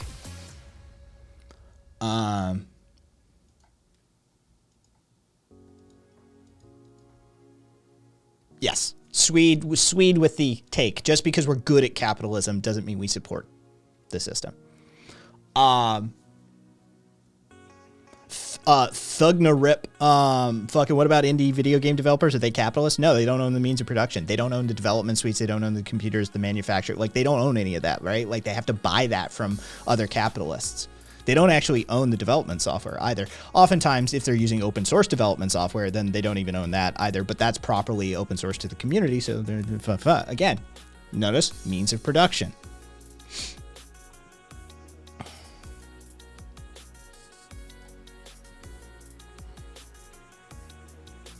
Oh, we got oh,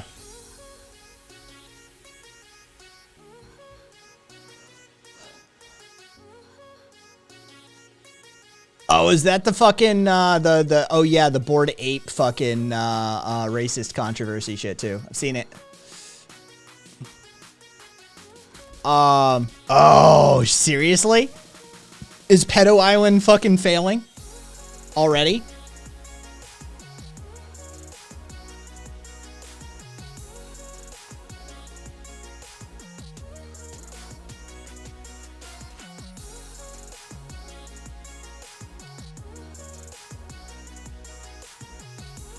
There's the Fire Festival comparison caboose.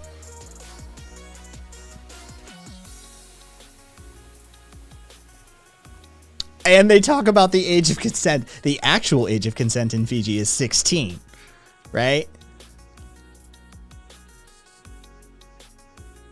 Oh, there's their backpedaling. There's their backpedaling.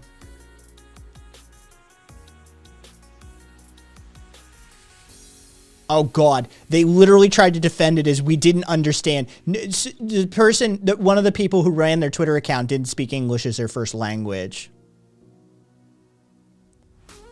Oh my God, they tried to throw a foreigner under the bus. Oh my God.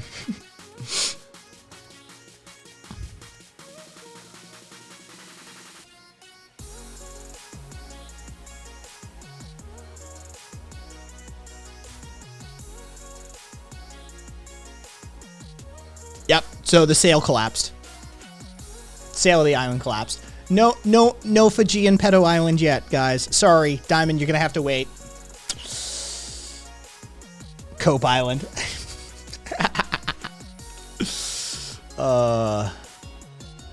Mental maturity is a pretty complex English concept. Square, yeah.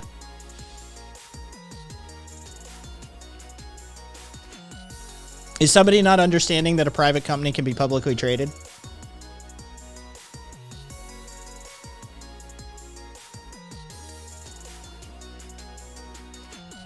It is amazing how defenders of capitalism don't understand capitalism. Like, I know Swede, you like, I know Swede is constantly amused by this concept. That like these like even titans of industry in capitalism Swede deals with, they don't understand capitalism. They're like, it's astounding. He's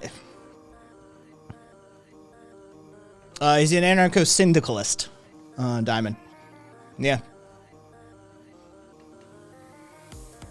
How do they plan to determine mental maturity? Caboose, probably very creepily. Probably very creepily.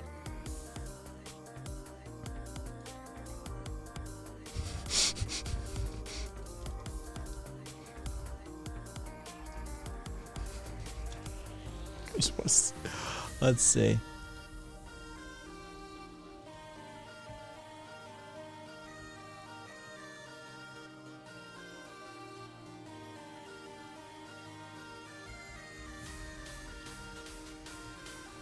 Oh, Buddhist is live.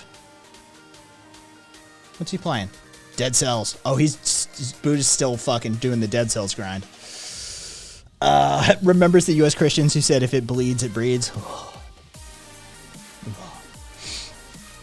Probably something like the musician who takes his teenage daughter. Oh, hang on. In for virginity test. Oh yeah, who was that? Who was the rapper that fucking took his daughter in for fucking virginity test? Who was that? Who's that creepy motherfucker? Somebody's gonna remember. T.I. Thank you. Guillotine, T.I. and J. Not says Lil Hyman.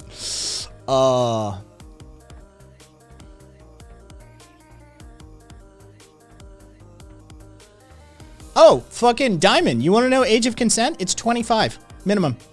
25 age of consent. We've talked about this. This is easy. Frontal cortex development that is responsible for long-term planning and cognitive function, higher cognitive function and executive function is not done developing in the human brain until the age of 25 minimum. Oftentimes it can go up to 28. So 25 is the minimum for age of consent. Yeah, 100%.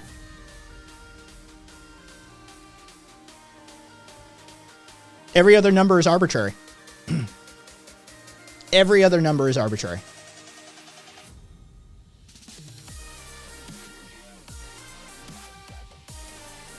Yeah. You're just choosing an arbitrary number. You're choosing a number that you're socially conditioned to be comfortable with. It's not informed by science. It's not informed by psychological development. It's not informed by any level of like scientific or empirical understanding. You just want a number that makes you happy. If you want to actually have the discussion about what our age of consent should be set, the age of consent should be set at 25 minimum. Eagle.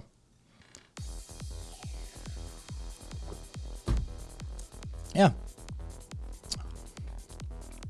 Straight up.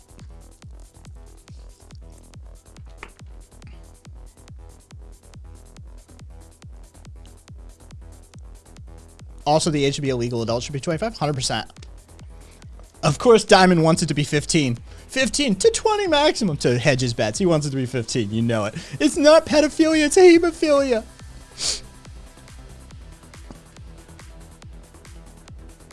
I see you. I see you. I see you. No, homie, you weren't.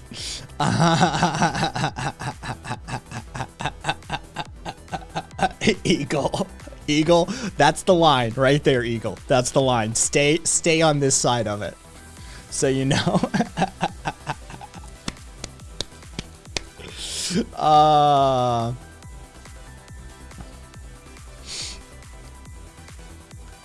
In passing, here's a couple functionalities I managed to get in. It's amazing energy you have to put in most basic shit to get the most basic shit working. What you got, fucking Fertus? What you got?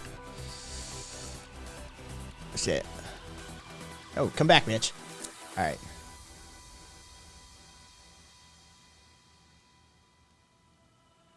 Okay, so you've got scaling, you've got location dropping. Bam. Okay, and you've got like carving for doors and shit. Fucking all right. Fertus coming along.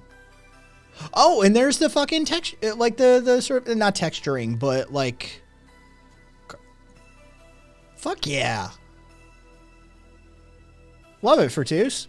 You're making, yeah. I mean, it's a slog, I'm sure, Fertus, but you're making progress. It's definitely more than the last time I saw it. He's like 20 or some shit, Cupcake.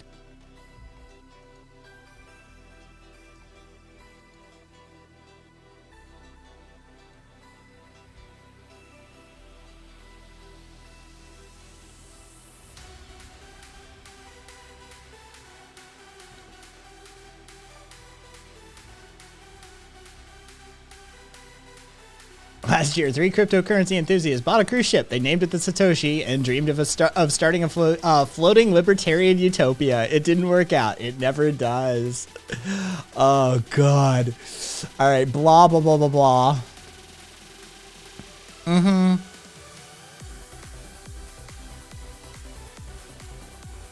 Mm-hmm.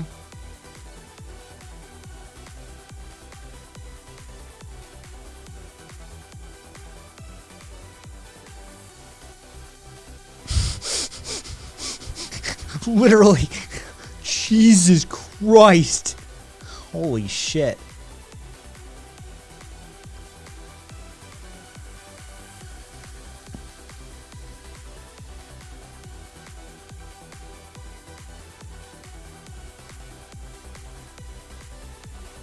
So they bought the cruise ship. All right.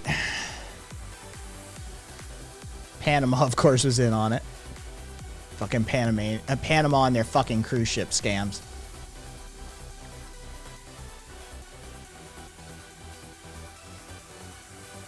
I suppose just use this one.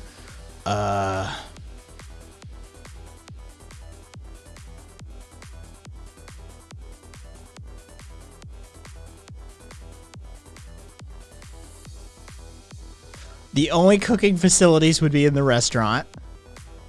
No one was allowed to have a microwave.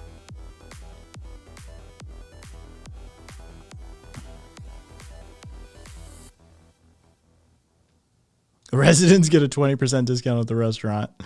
No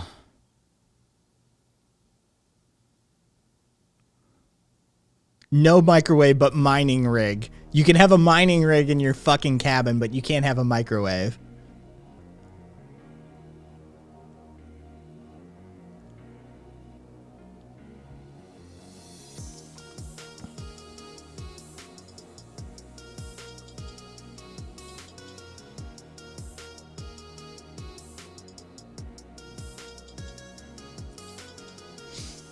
Dogs would only be permitted in balcony cabins by a specific brand of porch potty. Jesus Christ.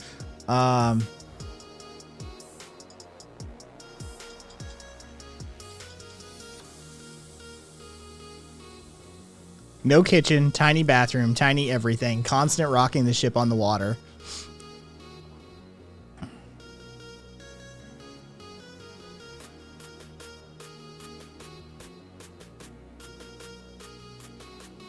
Jesus Christ. Yeah, the ship itself is questionable.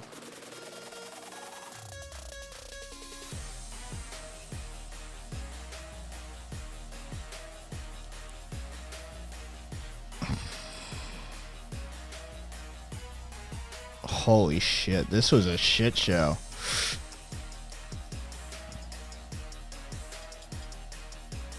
They couldn't sail it anywhere.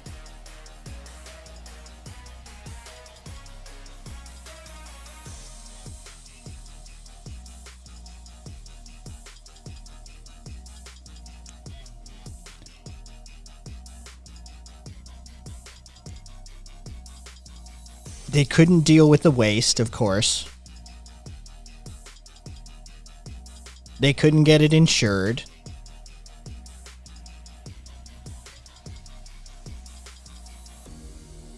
They couldn't sail it. They couldn't afford the fuel.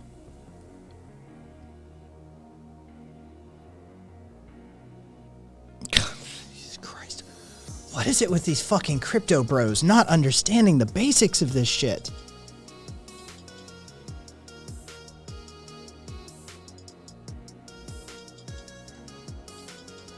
Yeah, waste. How dare you? The proper term is valued passenger.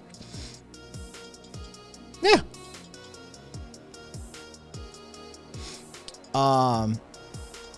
Wait, Diamond doesn't understand age of course he doesn't understand age of consent. Why am I even like it? Diamond doesn't understand? Of course he doesn't understand age of consent.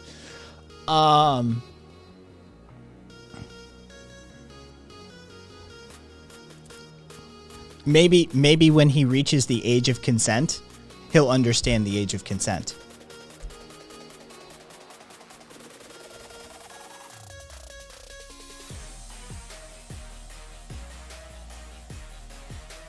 He thinks that if age of consent is 25, then two teenagers can't fuck each other. Of course he thinks that. Fuck you. Jesus Christ. You need to start reading, my man. You need to start reading.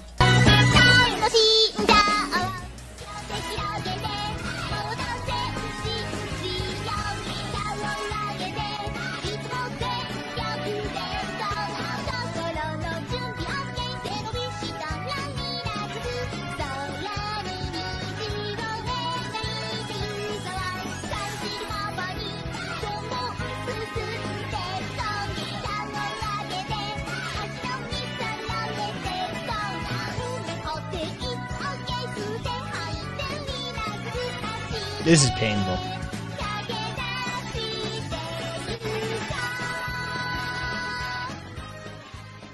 Jesus Christ, that was painful, Wither. That had to be Wither. Yeah, that was Wither. Oh my God.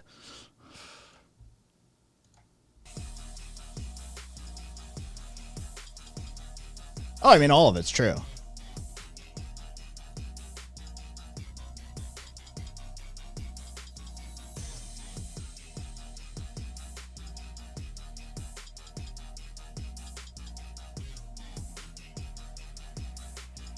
Fair enough.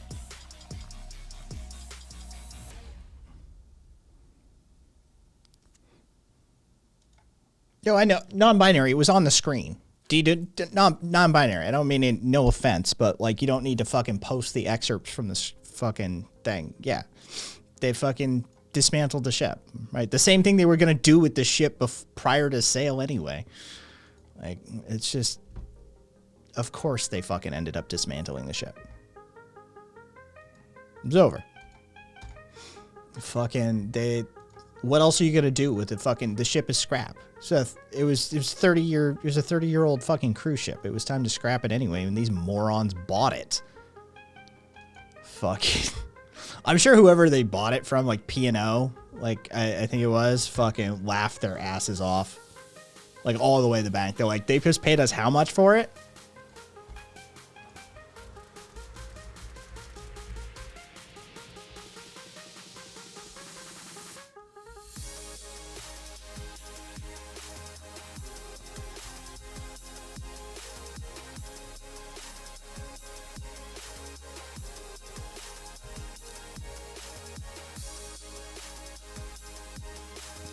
Crypto bros are like, hang on.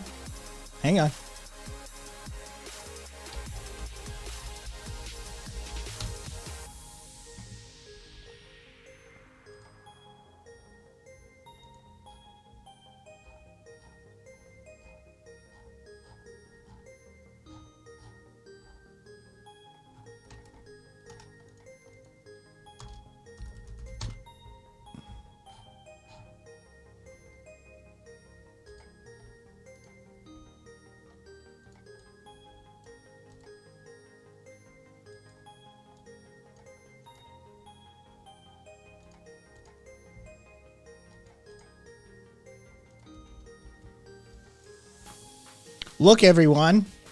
It's an NFT collector.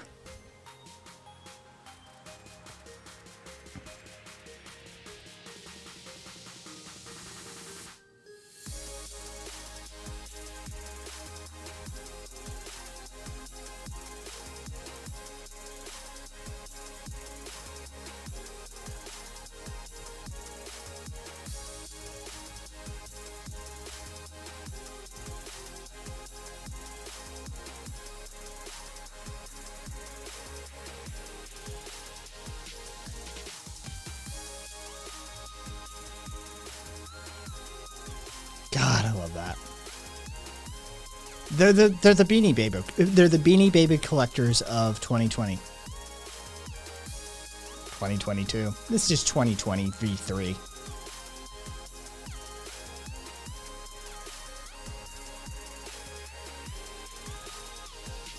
Hey, I think I have a box of NFTs in my garage. They're not the future. It's a hyperlink in a write-only database. What's up, Market? It's a write-only it's a hyperlink in a write-only database. That's all an NFT is.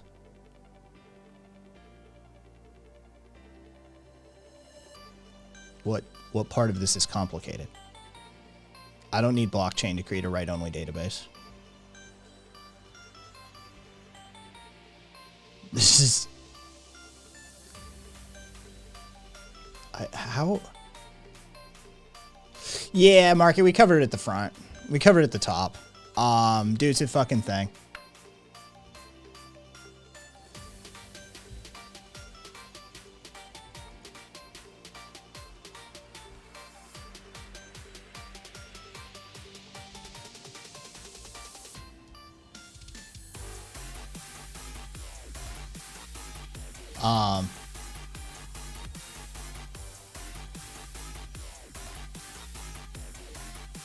No, that's a DAO.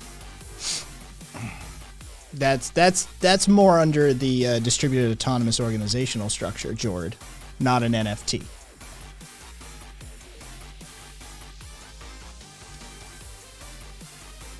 But hey, who needs to understand the technology, right? You're gonna get rich.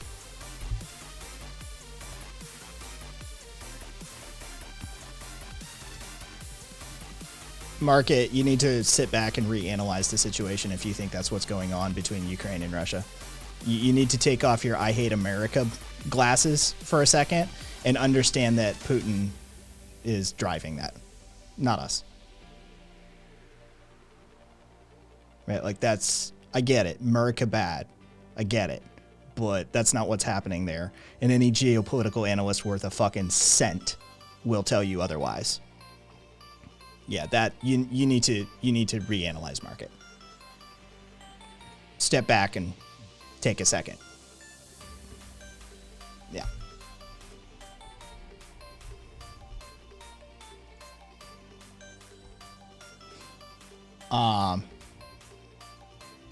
Yeah, this ain't us.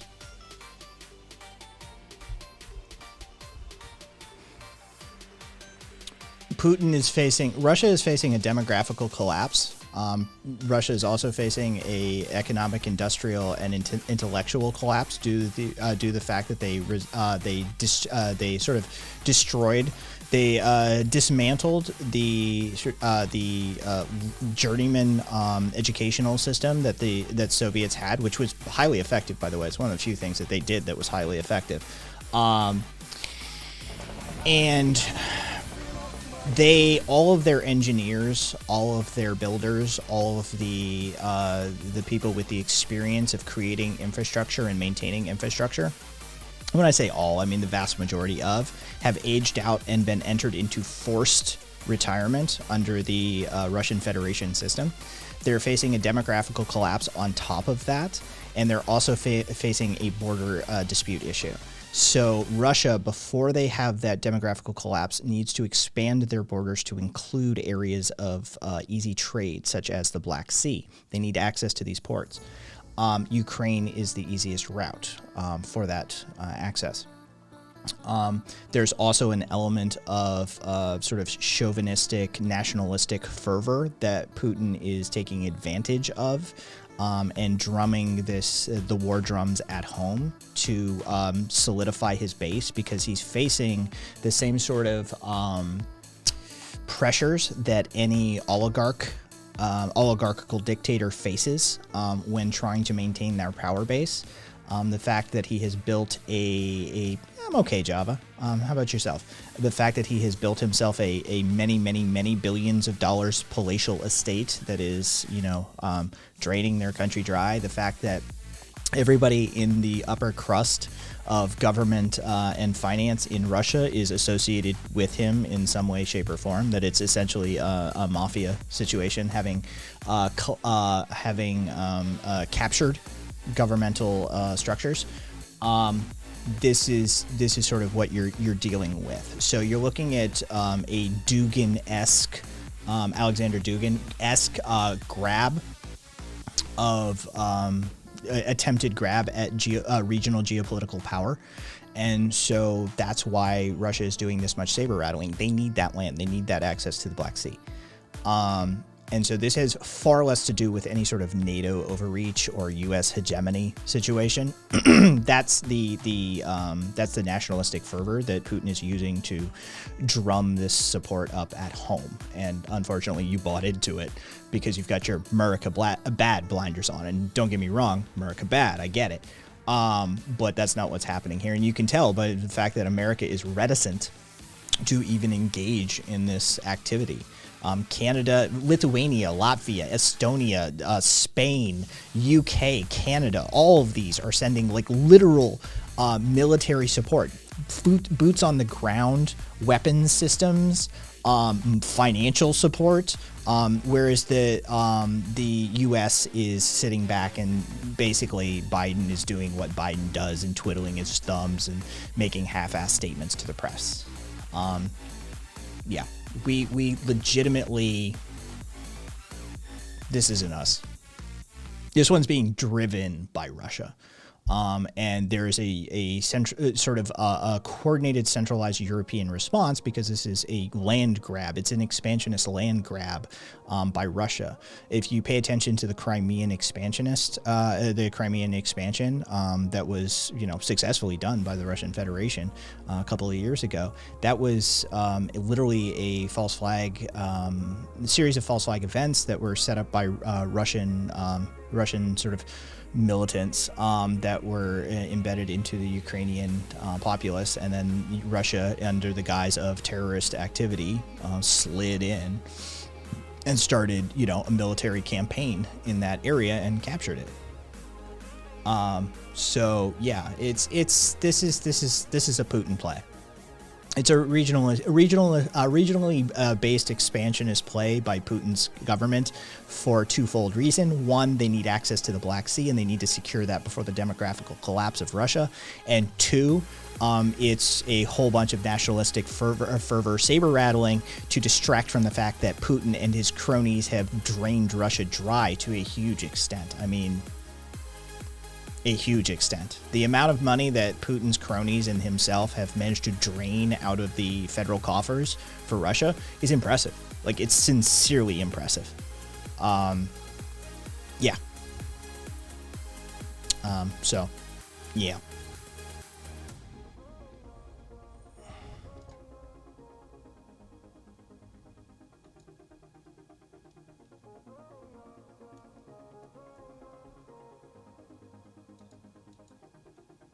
Hillary would have destroyed Putin. I don't know. She's got it in her, though. I'll give you that. She's got it in her. Her and Madeline. Albright and Clinton together. Dude, they'd have put boots on the ground, no problem. Yeah. She has no compunction about doing that. Yeah. Yeah, Hillary got that war hawk in her, for sure.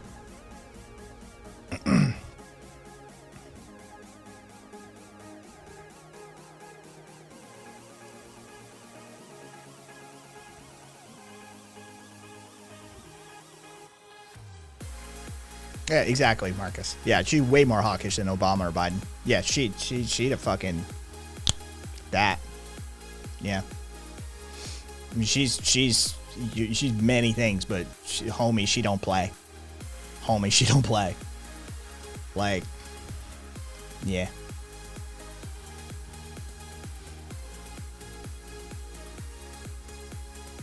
No, I don't think Hillary would have pulled out of Afghanistan. Trump would support Putin, and he'd probably do everything to kneecap relations with any countries that are attempting to support Ukrainians. Yeah. Trump was on Putin's side. We don't need to go into some weird conspiracy territory. I mean, Trump was on Putin's side. He liked him. Whether Putin was holding anything over Trump's head or not, like, we don't even need to go into that speculative arena. We know Trump liked Putin. So, and we know how Trump operates, right? It's not about business. It's not about fucking, if Trump likes you, you're on team, right? That's how it works with that guy, right? So, yeah, he'd have been on team Putin 100%. Yeah, he is a dictator, Stan. Yeah, 100%. Multiple people pointed it out. Yeah, Trump likes dictators. Yeah. So, yeah, he'd been all over that. He would have done everything to undermine. I wouldn't put it past him to put fucking boots on the ground in support of Russia. I don't know whether he would have done it or not, but I wouldn't put it past him, right? If I fucking woke up and, like, under a Trump presidency, if I woke up and heard that fucking Trump was, like, defending the brave Russian soldiers who were being massacred by the Ukrainian terrorists, I'd be like, yeah, sounds about right.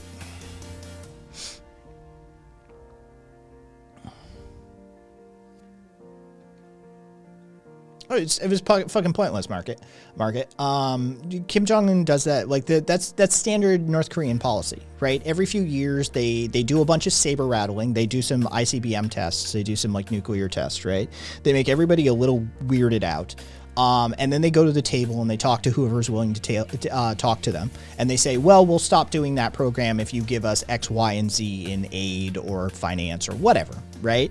And they get a photo of the handshake and everybody smiles and we cut them a check for like $100 billion. And he fucking, winks and nods to his fucking generals and they, keep the programs running behind the scenes. And then, but they dial it down a little bit. They stop launching missiles near Japan for a couple of years. And everybody's like, ooh-wee, right? That's just part of it's part of the playbook. It was nothing special what fucking happened. I mean, there was no,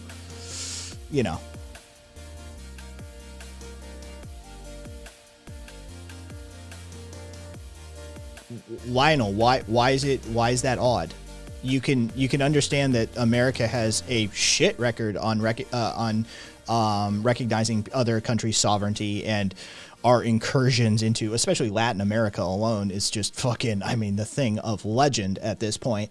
But also understand that that's a tactic used by other nations, right? Like I can criticize genocide in China and I can criticize genocide in North America.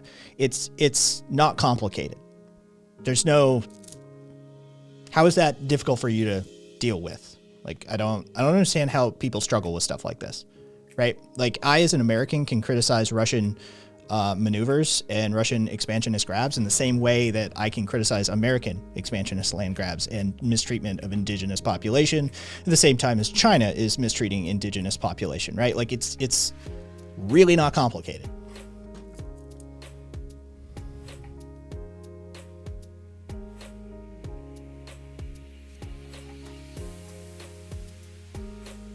Well, Thugna, somebody came into chat misunderstanding the situation.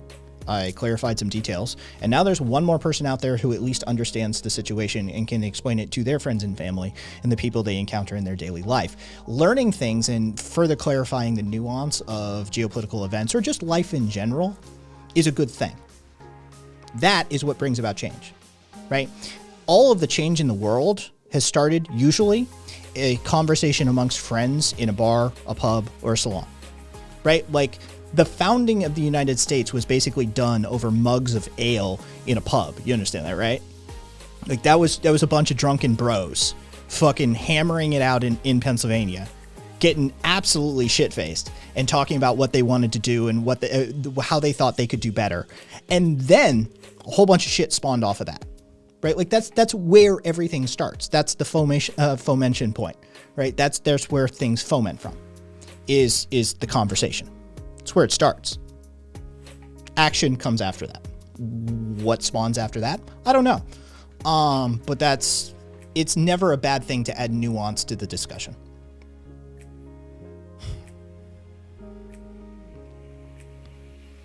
Thugna, you need to read about Makhnoist Ukraine. You need to read about Nestor Makhno. You need to read about Anarchist Republic of Kospaya. You need to read about the Zapatistas. You need to read about the labor movement in North America. Yes, anarchists haven't done anything. Oh, that's right. The reason you have a weekend and that you have OSHA and the fact that there aren't kids in mines is because of anarchists and socialists between the 1880s and 1920s critiquing. So learn your history, and then come back. Oh, but when I was being shit-faced in Pennsylvania, I was being a nuisance and ruining the funeral. The weekend exists because of left-wing activism. Yes, 100% Cupcake. Yeah, it really does. Anarchists were basically the only ones to resist Franco during the Spanish Civil War. Mm-hmm. No, there's a whole host of things that people take advantage of and really, really like in society that are literally you are the beneficiary of anarchist action. So,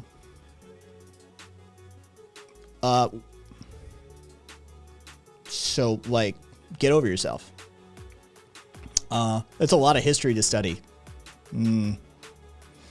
Well, then remain willfully ignorant. I don't see how an anarchist society can raise much of an army to resist tyranny. Yeah, Makhno. You need to read about Nestor Makhno, the Ukrainian Black Army. Yeah.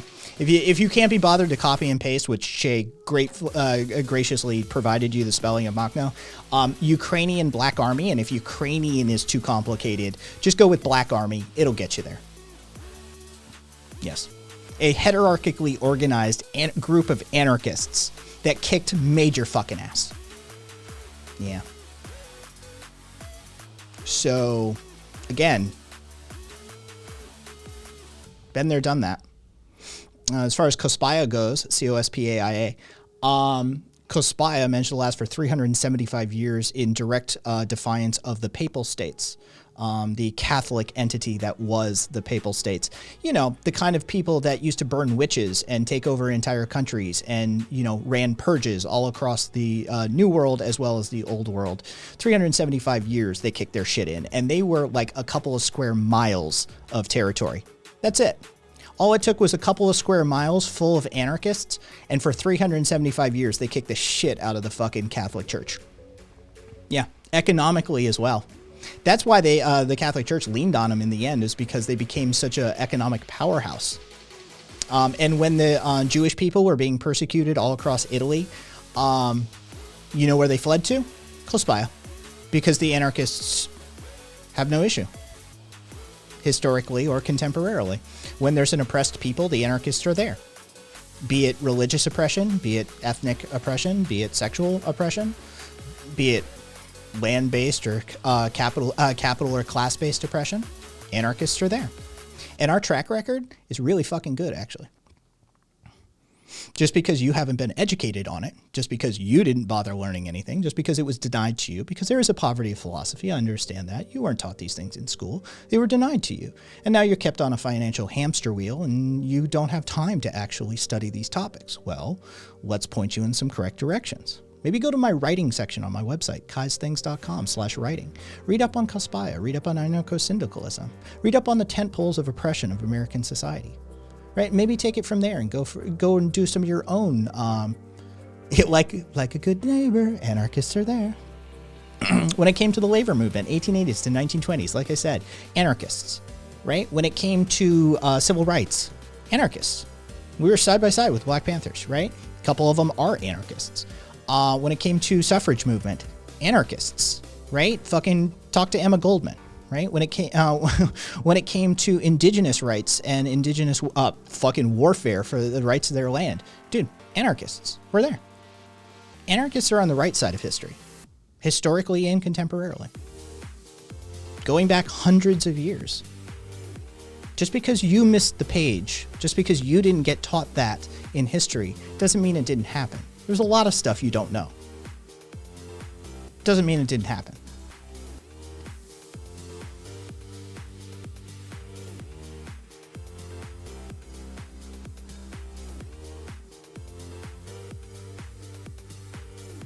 Does he not understand what a truly distributed society of why do I ask stupid questions of myself like that?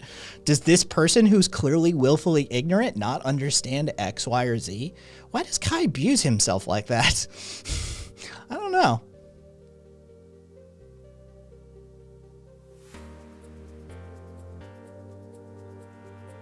Caboose, they're still human and they can still be petty.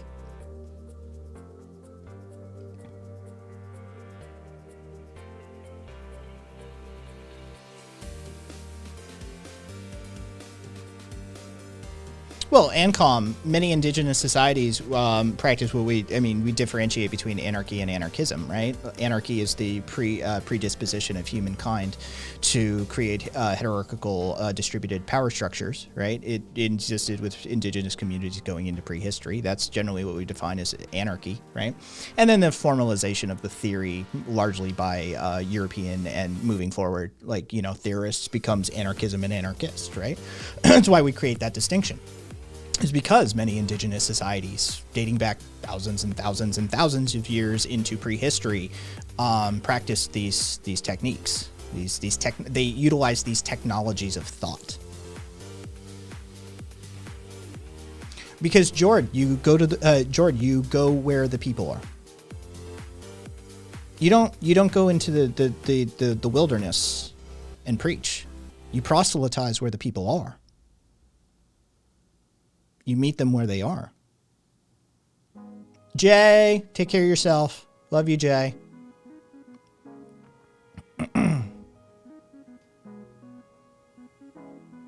I love how ignorant like some of the conversations have been. Like some of the people tonight, like willfully, painfully ignorant. It's actually been kind of fascinating.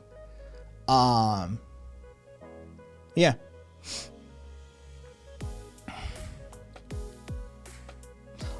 Market. I've got a couple of like black anarchism. There's really a just deficit of anarchistic theory or practice written about in Africa. That's a complete gap in like not just like I'd say my knowledge, but also in the knowledge base market. I do have a few books written by like New World black authors who wrote about and acted in. Hakeem's one of them, and there's a couple of others that I can't cite the authors on that are in my library and collection. That definitely are, of like not Pan-African, but definitely of African-inspired anarchism and black anarchism in the New World that are definitely worth reading. I also have a few texts on Korean anarchism, Japanese anarchism, Russian anarchism, which I mean Kropotkin, but there's an interesting Japanese Russian like link up on their anarchism. Like there's some exchange with the theory and authors over the years. It's really fascinating to look into. The Chinese anarchism is really difficult to get your hands on, but the texts are out there. Minimum cost for like a baseline text on Chinese anarchism, you're looking at like $100 plus. It's really like the texts that focus academically on Chinese anarchism, they're not common, and you gotta spend to get your hands on them. And they're not that common in the like piracy scene either. So yeah, like there's this, I've done the fucking thing before, like, right, like this is like, I have a collection of books that is sort of like, this is Latin America, North America, this is the Americas, Europe, Korea, Americas, and Europe anarchism serves as like this chunk of books, right? And then, if you want to cover the rest of the globe, you basically double that, but the text isn't there. It hasn't been covered. Like a lot of the Southeast Asia anarchism is very difficult to come by as far as like the write-ups on the historical events. One of my, here's one for you, Market. Filipino anarchism. One of my favorite niche subjects. Filipino anarchism is really fascinating to look into due to the archipelago. Like if you live in the Philippines, they refer to it as the archipelago. And due to this distributed nature of the island and the effect that it has on the culture and society of the archipelago, anarchism is really fascinating as an experience in that part of the world. They rediscovered it. They experienced it because of the Spanish anarchists, right? Like the Spanish, occupation of the island brought over some Spanish anarchists, but by and large, what actually happened was Filipino dissidents would get imprisoned and sent over to, they would get jailed and convicted of something, and they'd get sent over to Spain to be imprisoned. And there they encountered Spanish anarchists, and they would bring these ideas back to the archipelago with them. But the Filipinos had anarchism reintroduced to the archipelago through punk music in the 80s.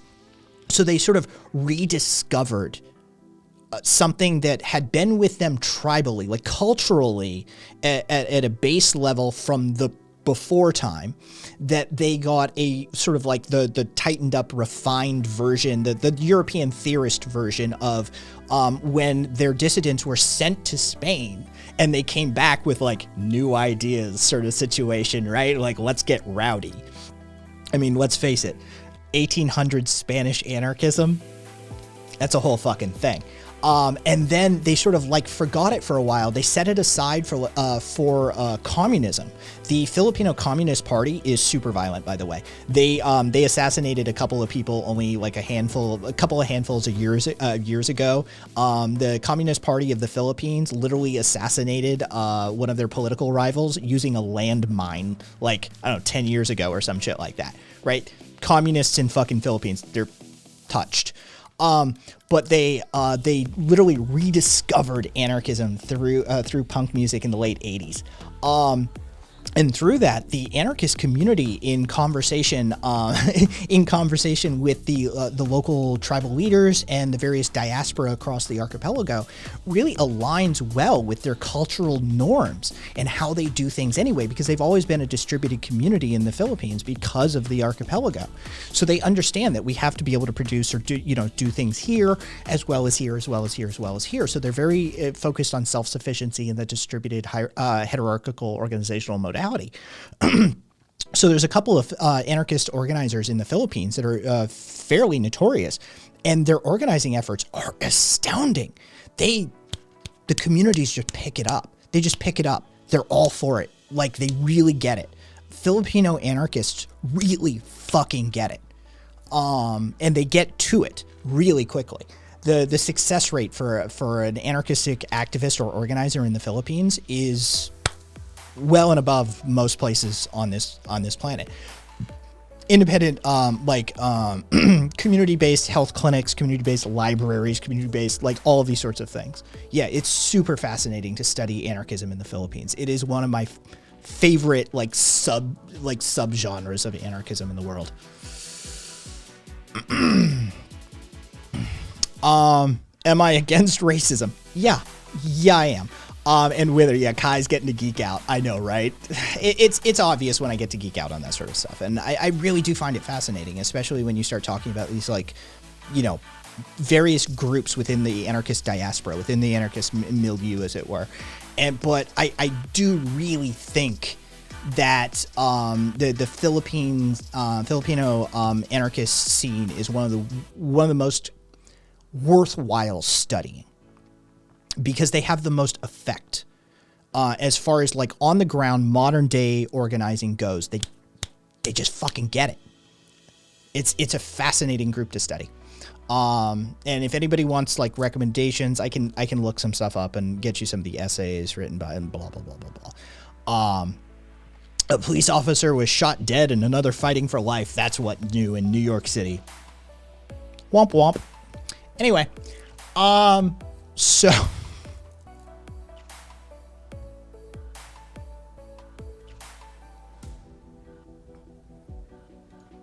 Frankie, I love a good Frankie quote. I've got several friends who are racist, but to be fair, they're black and they have a point.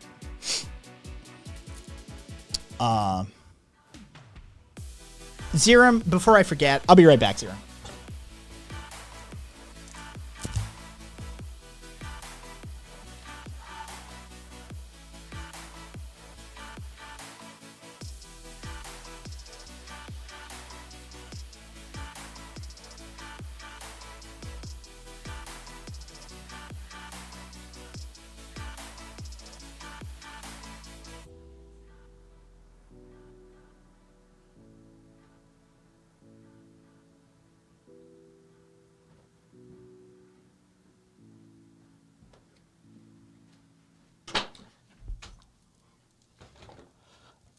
Zerum, Boz Umali.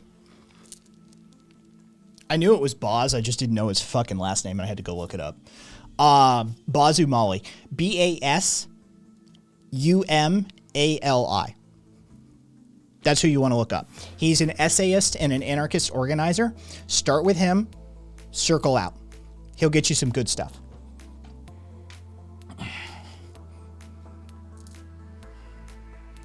And as an essayist, I love another essayist. Oh.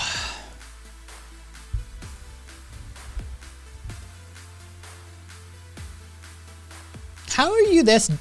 am I going to be rude? I'm going to be rude. How are you this dense? You're literally arguing against a distributed network because it might trend towards consolidation. And this suggestion you have is a centralized system, which is pre-consolidated. How are you this dense? You're arguing against, you're saying that consolidation is the negative that you're wishing to avoid. And to do so, you're arguing for a pre-consolidated system, which is the essence of what you're saying is bad. How are you this fucking dense? Are you just a bad faith arguer and you're just trying to sow discord? Or are you fucking purposefully ignorant? Like, what is the deal here? Because I've been seeing this go by in chat. It is painfully dumb.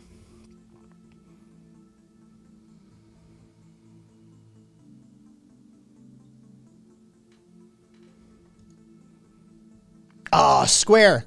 Good on.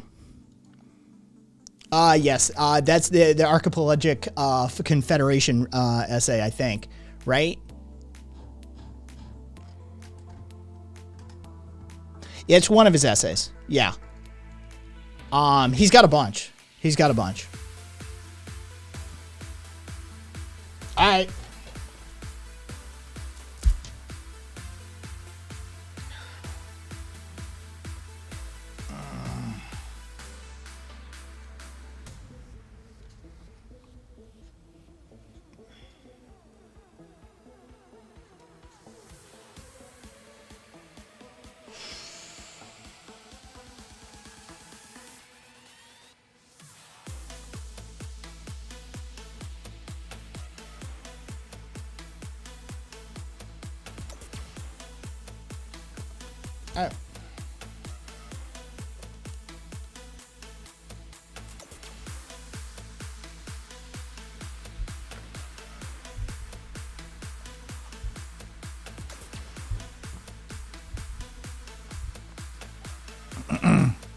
I'll read part of it. I'll read part of one of his essays.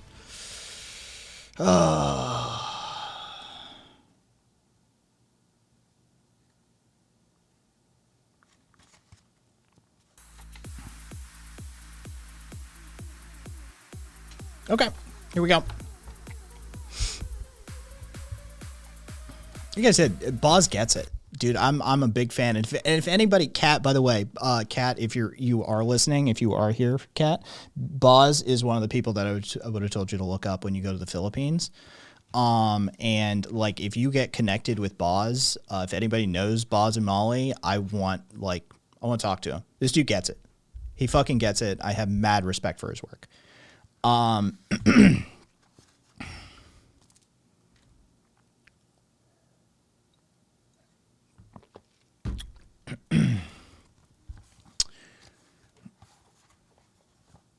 Dialectical historical materialism, an effective tool for authoritarian politics, dominance, and control in the archipelago.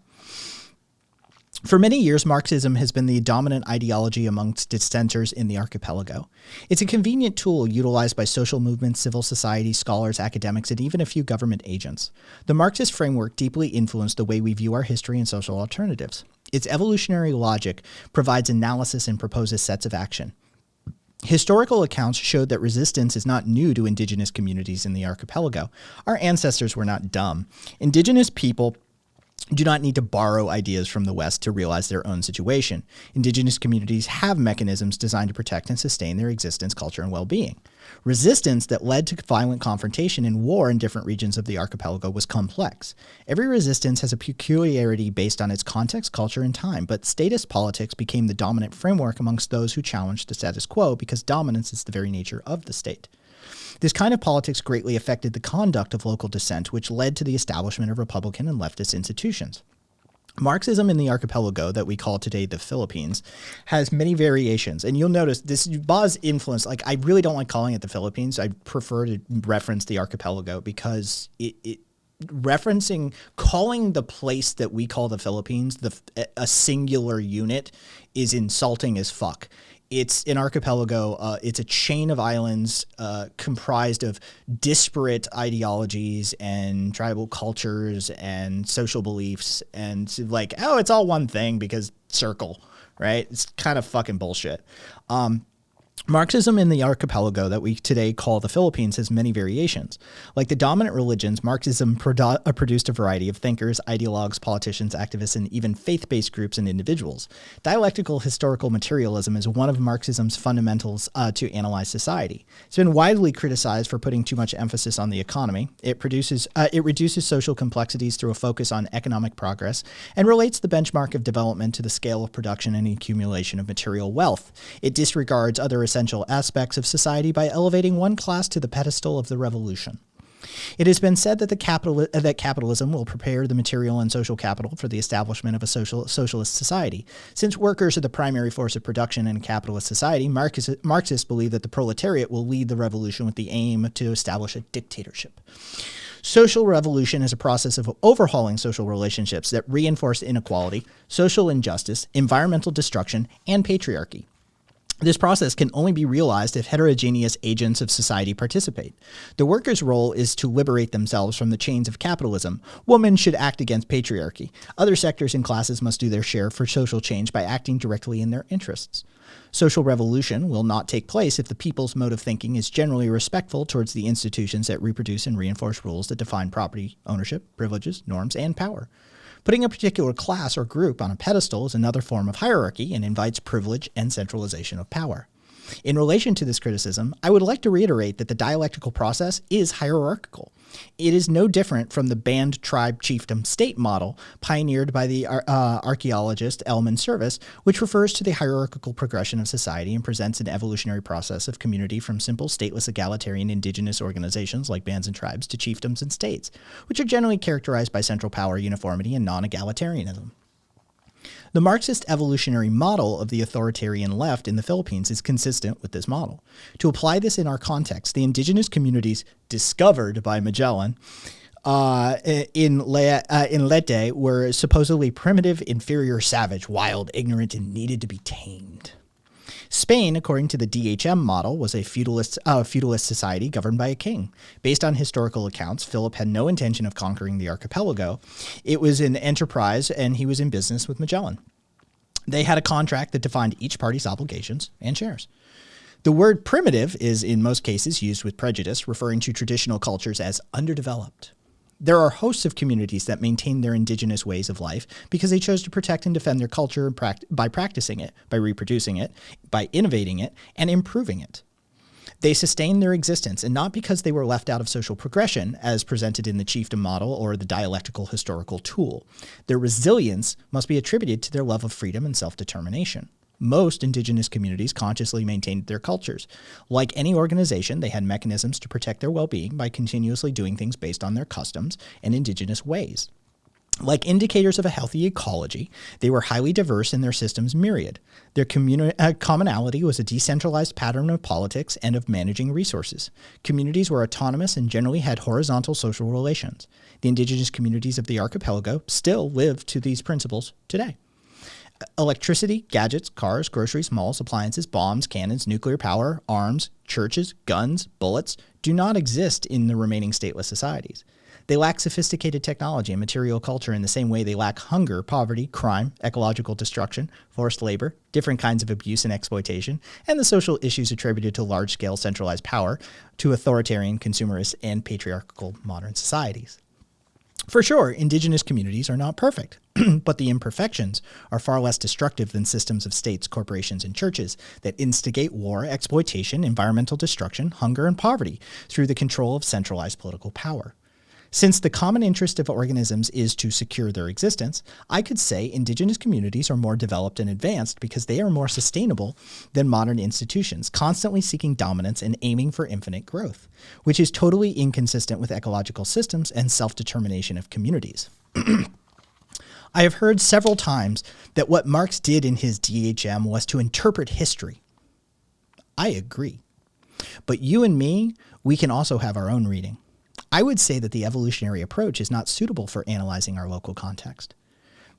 Based on historical accounts, the indigenous organizations did not evolve into states, but rather were coerced into adopting centralized patterns of organization, such as states, churches, and corporations. Autonomous indigenous resistance was the resistance staged by different communities and tribes throughout the archipelago.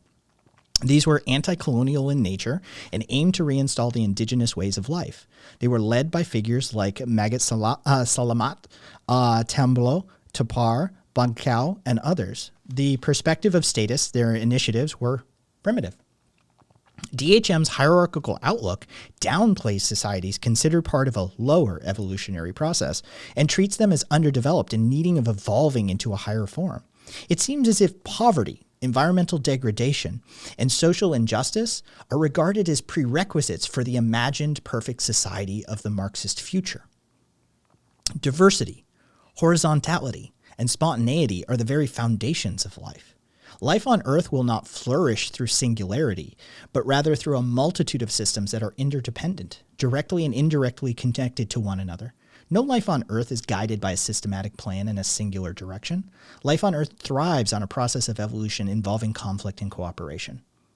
Our modern age is characterized by centralized politics, an approach that seeks an absolute truth, aiming to establish uniformity and singularity, a framework totally opposed to the foundation of life, diversity, heterogeneity, and tolerance. Institutions like states, markets, and churches exist due to a particular objective. They're designed to ensure obedience, submission, and control. You may observe that we're experiencing environmental destruction, discrimination, war, and exploitation. This is the result of anthropocentrism. Humanity's domination and control over one another and the earth results in the destruction not only of our diverse systems and cultures, but also of our very own habitat. One will notice that the logic of DHM is not only hierarchical, but also reinforces uniformity. It's supposed to promote freedom, and many leftist revolutionaries may believe this. But its singular and hierarchical direction inevitably discriminates against societies that are not. Against societies that are not Eurocentric and that oppose systems of industry, market, democracy, and one God-based spirituality. Dialectical historical materialism replicates oppressive systems. We've seen this in various places that have adopted Marxism. So there you go. There's one of Boz's essays. Told you. Dude fucking gets it. He fucking gets it on a level that just... I love the dude. I love the dude. If anybody fucking ends up knowing him, hook it. Hook it up. I want to talk to him.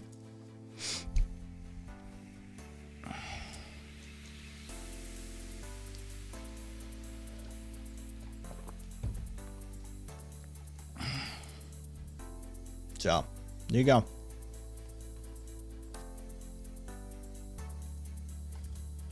Oh, you're welcome, Crimson. You're welcome to anybody who wanted that one. Ronald Gay is dead. Hang on. Everybody, hang on. Hold on. Hang on. I want to announce this properly.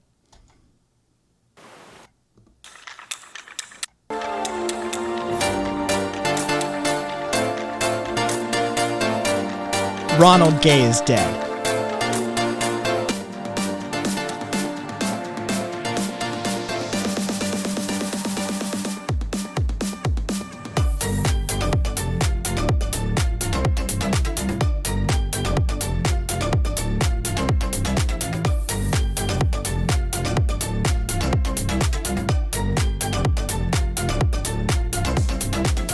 Okay, so for those of you who don't know who Ronald Gay is, he is the former Marine who killed one person and injured 6 other in the year 2000 shooting of the Backstreet Gay Bar in Roanoke, Virginia. He shot up a gay bar in Roanoke, killing 1 and injuring 6, and yeah, he's he died in prison.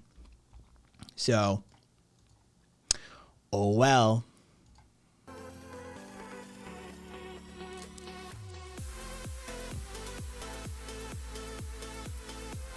Oh, that's a great meme, Zippy. That's a great fucking meme, Zippy.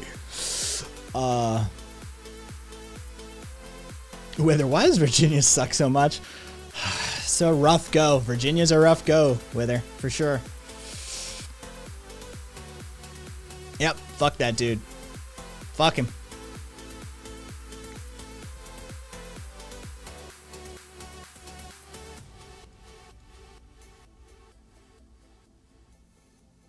Oh, I hate that fucking Turtle Island shit. Kind of an ironic name. Isn't it though, Caboose? Isn't it though, Caboose? Fucking you. I always suspected that had something to do with it, Caboose. I'm not kidding. I've always suspected that may have had something to do with it. Like he got a little too much shit growing up, or like, you know, your name is gay, right? Like I think that like may have pushed him over the edge or some shit. Right? Like that's always been, I've always speculated that. Yeah, like a perverse nominative determinism. For those of you who don't know what nominative determinism is, it's actually a thing. Nominative determinism is a thing. It's when your name actually has an influence on what you end up doing. And so you can see it through a variety of careers.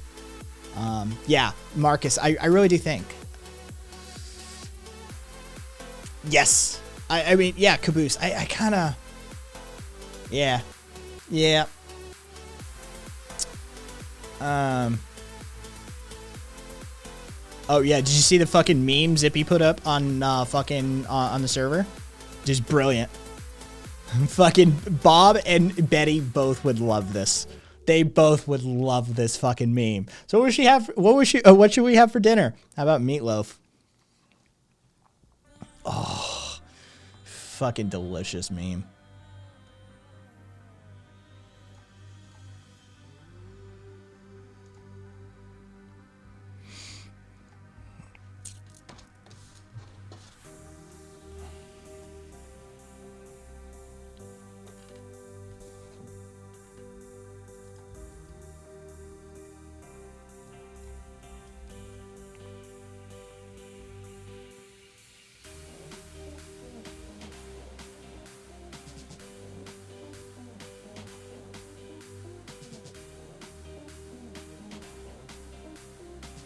Viva, the amount of willful ignorance I have witnessed on today's stream it's impressive. Like Viva knows, you know Viva. Like I've seen some shit. I've actually been impressed by the amount of like people who legitimately don't like like literally, I don't want to read. That's a lot of words. Books are books are pointless. I mean, shit like that. Like it legitimately, that's a lot of history. I don't want to learn that. I mean, willful ignorance. It has been impressive today. Yeah. I've really been sort of caught off guard by the amount of people, like not just the amount of people, but the amount of willful ignorance in the amount of people, right? Like there have been a high count of people, and the amount of willful ignorance in those people has been high as well. It has been an impressively dumb stream. I basically though, I'm binary. Yeah, post proof. I'm not reading that.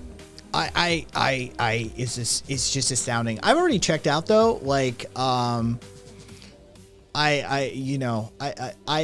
have a spa day scheduled tomorrow. My local spa that I've been going to for years and years and years has been acting really weird, and they've been jacking their prices up and shit like that. And they've been really bad with their customer service. So I went looking today. Earlier this morning, and I actually, like in passing, a couple days ago, I talked to this lovely Colombian woman by the name of Marcela. She and her husband like lost their jobs during the first COVID outbreak, and so they took their savings and they opened a spa here locally. They hired a bunch of people from Colombia that she knew. And so they're like, helping, like literally like immigrant labor from South America, like get established in the community.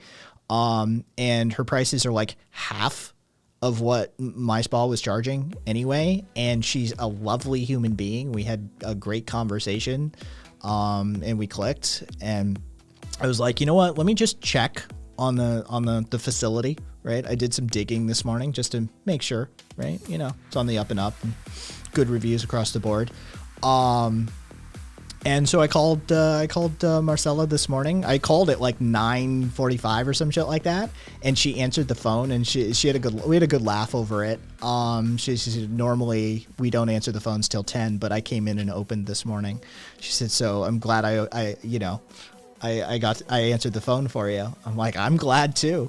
And so they do like specialized sports massage stuff there as well. But they also have like the Himalayan salt rooms, like they have private Himalayan salt rooms and stuff like that. It's a really fascinating facility they've got, and it's literally right down the street. I could walk there 10 minutes max, like 10 minutes of walking max. It's right down the street from me. So helping a woman and her husband who lost their jobs, and they have 3 daughters, right? She and her husband lost their jobs. Luckily they had savings, but they lost their jobs in COVID. Honestly, like across the board, I think it's better and like a more healthy relationship. And so I'm really looking forward to that tomorrow. It's 3:00, fucking massage and facial and salt room time and that sort of thing. The salt room, look, it's got some woo-woo shit attached to it. It's also got some supposed health benefits, but for me, it's 30 minutes in front of like an infrared salt wall that I can just sort of like put some music on and, have a meditative experience. So yeah, I've already, like, it's bad movie night. I've got food prepared. I've got like chicken already par cooked, so I'll throw it on the grill. I've got like a teriyaki glaze that I mocked up, and I'm gonna put that on it and grill it off really fast. And so like after the stream, I can get the chicken ready, and I've got the sweet potato already baked. So I've got food looking forward to. I've got the fucking spa day tomorrow, and I've got bad movie night with you bad bitches. Fucking after this stream. So I've already like checked out, to be perfectly honest. The fact that I've done somebody pointed out I was doing like a fucking college class on like geeking out on anarchism and shit like that for a minute. Right. I got to do a bunch of fucking anarchist like rhetoric espousal. Nice, Bobby. Bobby actually gets to make bad movie night. Fuck yeah. Yeah, I'm good, right? I had a good fucking workout. I got a couple of like supersets in the gym. Yeah, the forearms are gonna fucking pay for it probably, but I got a core workout in. I got fucking weights in. I got a spa day tomorrow. I got a bunch of anarchist rhetoric espoused on stream. We're gonna do bad movie night like the bad bitches we are, and fucking there is no heaven and hell. Focus on this moment, folks. Focus on this moment. That's all you have. And it's a beautiful thing that we have it together. There. This is fucking mushy as Kai's gonna get tonight. Yeah, Thug, you definitely are the first person to address these problems. For sure. You are the theory genius that after like 300 years of anarchist theory, that you're the only one who's ever tried this avenue of attack. Holy shit, man. Fucking get off your fucking high horse. You really think that you're like some genius? Like, holy fuck. Because I think there are flaws that haven't been addressed. Really? And you've elucidated them, have you? Right? 300 years worth of like some of the greatest philosophical minds in Europe, lawyers, political science majors. It's you, Thugna. It's you that's figured it out. Good on you, my man. I'm glad you're here. We need your big brain. Anyway, try reading some history, because aren't you the guy that said that's a lot of history? I don't want to learn about it. Like, right? You didn't know about Machno. You didn't know about the Black Army. You don't know anything about anarchist history. You don't know anything about topological insights. You've never studied cybernetic theory. You know nothing about hierarchical organizational modalities of operation. You have like zero experience in actual construction of distributed topologies. But hey, you figured it out, man. You fucking Galaxy brain. Anyway, what time is it? 8:15. Spooky. Fucking Wither. I love it. Spooky. I love that you speak the language. Wither, from the first time you walked into this community to now, the fact that you can make a comment like spooky and you know how it works, the levels that you're operating on, making that comment, and the fact that you're out there having the conversations you are with Chuds on a daily basis. Wither, I just want to fucking throw you some like kudos. Dude, your growth is amazing. Like, keep it up, man. Keep it up, man. Fucking, you're a bad bitch, Wither. Yeah, good on you, Wither. Oh, and you can change your name as many fucking times as you want. You will always be Wither. Anyway.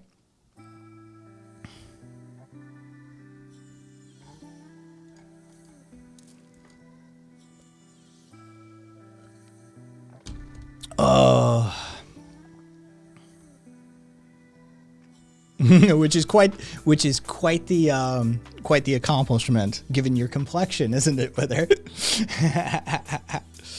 Yes. Square, I saw that headline as well. Yeah. Rather than addressing the fundamental inequities within society, Mark Cuban, like, look, I'll take it. Like, you see some of those prices, Square? Some of those prices, like $600 and $900 a month prescription down to like $4 and $9. $9, I'll take it. I'll fucking take it as a stopgap. But can we address the point that Mark Cuban, rather than attempting to address the fundamental inequities within our society, has created a situation in which he can profit from it instead? You know, typical billionaire capitalist mentality. Yeah, right? Like, I will take those prices. Credit where credit's due. But... oh, I saw that recently too, Ancom. I hate to rain on your parade. I saw that one. Yeah, the asteroid that killed the dinosaurs was technically the highest ratio of birds killed per stone in Earth's history. It's a solid one. Yeah, he's one-upping Scarelli or whatever the fuck douchebag's name is. But I mean, can we, like, dude, that fucking dude got screwed. Like Martin Scarelli, like he fucked with rich people money. That's what happens when you fuck with rich people money. You go to jail, right? But he did nothing compared to these other pharmaceutical assholes. Like, he's not even close. Of course he did. Fucking non-binary. Oh, God. What is Cucker having to say now? M&Ms will not be satisfied until every last cartoon character is deeply unappealing and totally androgynous, until the moment you wouldn't want to have a drink with any one of them. That's the goal. When you're totally turned off, we achieved equity. Jesus Christ. Tucker, go back and sell some frozen food.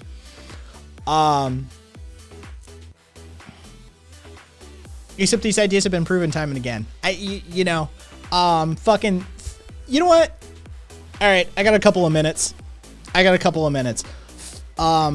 Thug, I will give you 12 minutes of my time.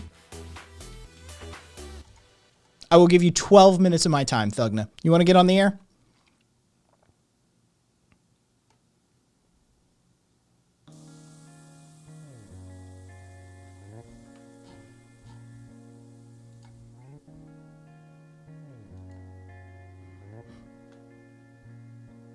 What's up, Chief?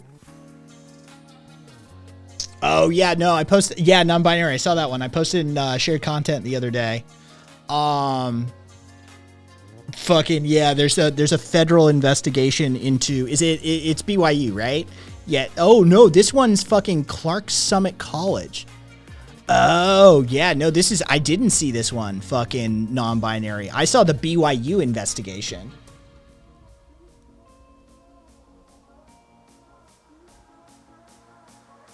Yeah, it's a Title IX investigation, just like the BYU one, though.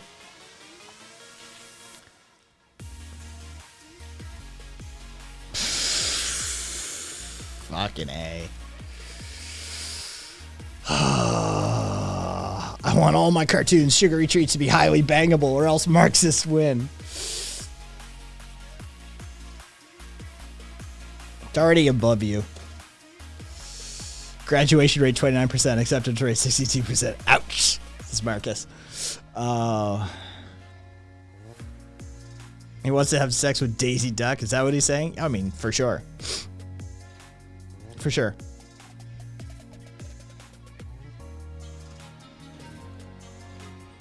I will say in advance, I'm not doing your education for you, Thugna.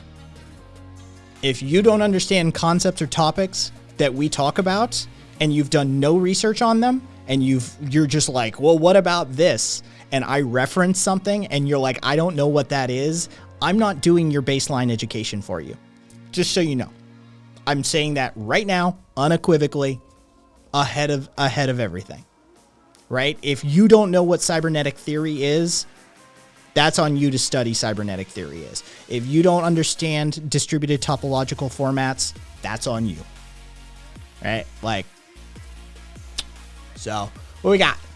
Oh God, Donald Trump confuses border wall with metaphorical wall before bragging about acing cognitive tests.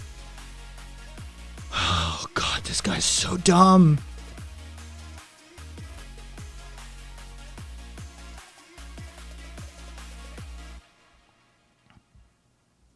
Oh my God, he's fucking... So you keep... literally, this dummy says, so you keep banging your head against the wall. Why would you expect a different result? Trump responds to this. So we would have had the wall completed in 3 weeks. It was largely completed. We did almost 500 miles of wall. And then he immediately starts bragging about how he aced the cognitive screening for dementia 2 years ago. How stunningly dumb can you be? This is the conversation, okay? This is Hannity. Hannity speaks. So you keep banging your head against the wall. Why would you expect a different result? Trump. So we would have had the wall completed in 3 weeks. It was largely completed. We did almost 500 miles of wall. Beat. I went and took a test, and Dr. Ronnie Jackson, who's great guy. Now he's a congressman. They love him in Texas. But they said he aced it, and I don't think you ever saw anyone ace it.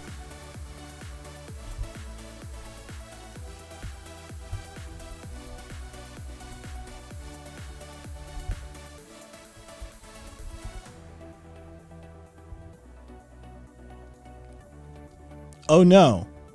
Oh no, you would, Wither. You would.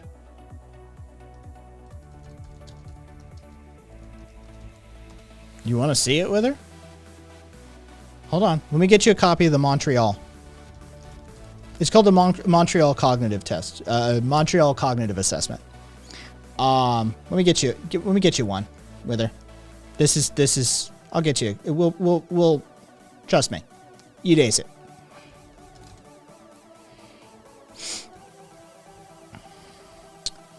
Okay, this is the Montreal Cognitive Assessment. Okay, first, copy the cube. Okay, copy the cube. Okay. Begin. 1A, 2B, 3C, 4D, 5E. Draw a clock 10 past 11. Okay, name these animals. Okay. Read the list of words. Subject must repeat them. Do a trial. Do a recall after 5 minutes. Okay? Face, velvet, church, daisy, red. All right? You're being tested. These are the words. Memorize them. Okay? Face, velvet, church, daisy, red. Face, velvet, church, daisy, red. No, in fact, like that's, yeah. Read a list of digits. Fucking 1 digit per second. Subject has to repeat them in forward order. 2 1 2 1 8 5 4. 2 1 8 5 4. Right? Repeat these. Subject has to repeat them backwards. 7 4 2 2 4 7. Right? This is the Montreal Cognitive Test. This is what he's talking about. He aced. Yes, this is the test that Chump aced. This is the Montreal Cognitive Assessment. This is what he brags about acing. All right? It is literally to tell if you are advanced stage dementia. Okay? Read a list of letters. Subject must tap with his hand at each letter A. Okay? All right. F, B, A, C, M, N, A, J, K, L, B, A, F, A, K, D, E, A, J, A, M, O, F, A. Right? I'm over this already. This is fucking insane. Our President of the United States.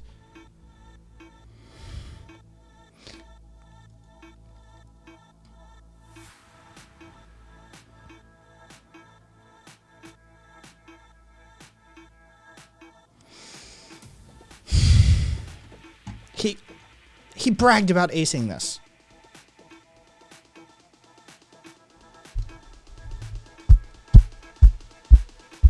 Like, testing.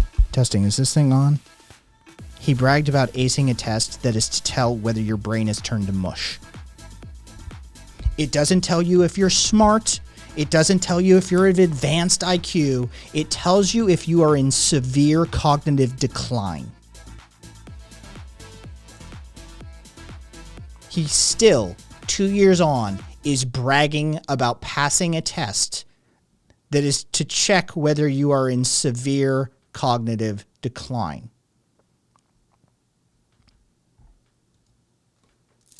Trust me, Wither, you'd ace it too. God, that man is astounding. Just breathtakingly dumb.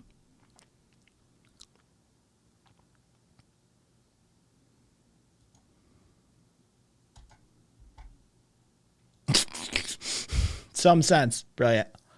What a progressive country that lets people with special needs take on leadership positions. Can we accept the welcome page as a test too? We don't help anyone with it if they can't make. Yeah, you know what, Viva? I would approve of that, Viva. 100%. All right. What's up, Thug? I have this sneaking suspicion I've done this before. You have. Yep. So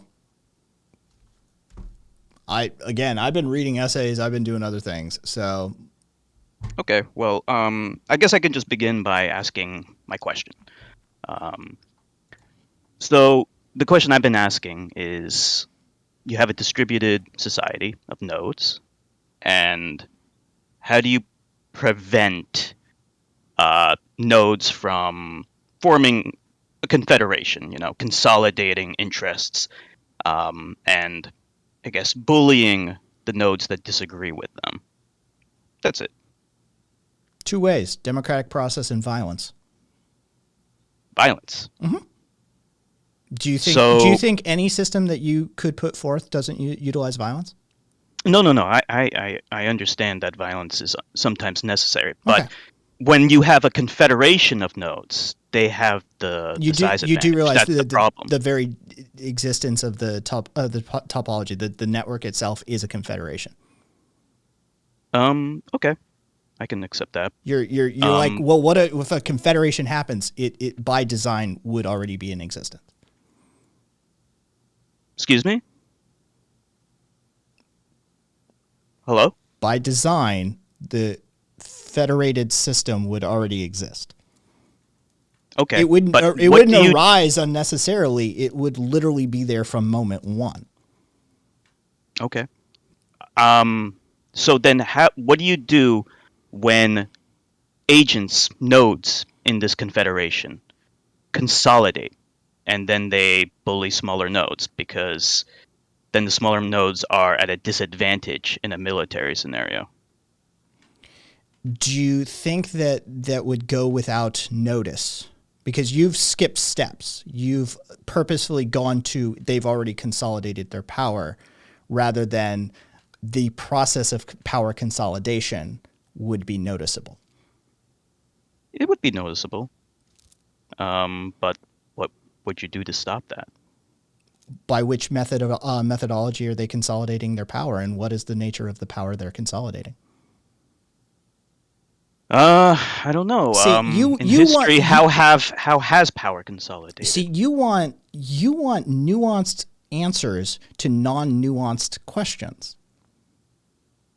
But this has happened before, though. I mean, power has consolidated, so it's something that you need to anticipate, right? Yes, but the situation determines how you address it.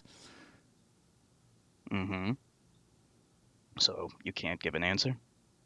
Give me a hypothetical scenario, and I'll answer it. All I can think of is a bunch of nodes agree on something. Some kind of societal thing, maybe it's religion. Maybe they don't like the atheist nodes.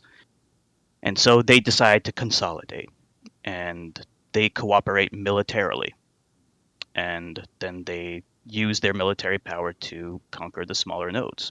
But you've, again, purposefully skipped steps where the intermediary action would occur. Mm-hmm. You've gone from 1 to 100 without addressing the 2 through 99. Is that necessary? Yeah, it's intentionally bad faith.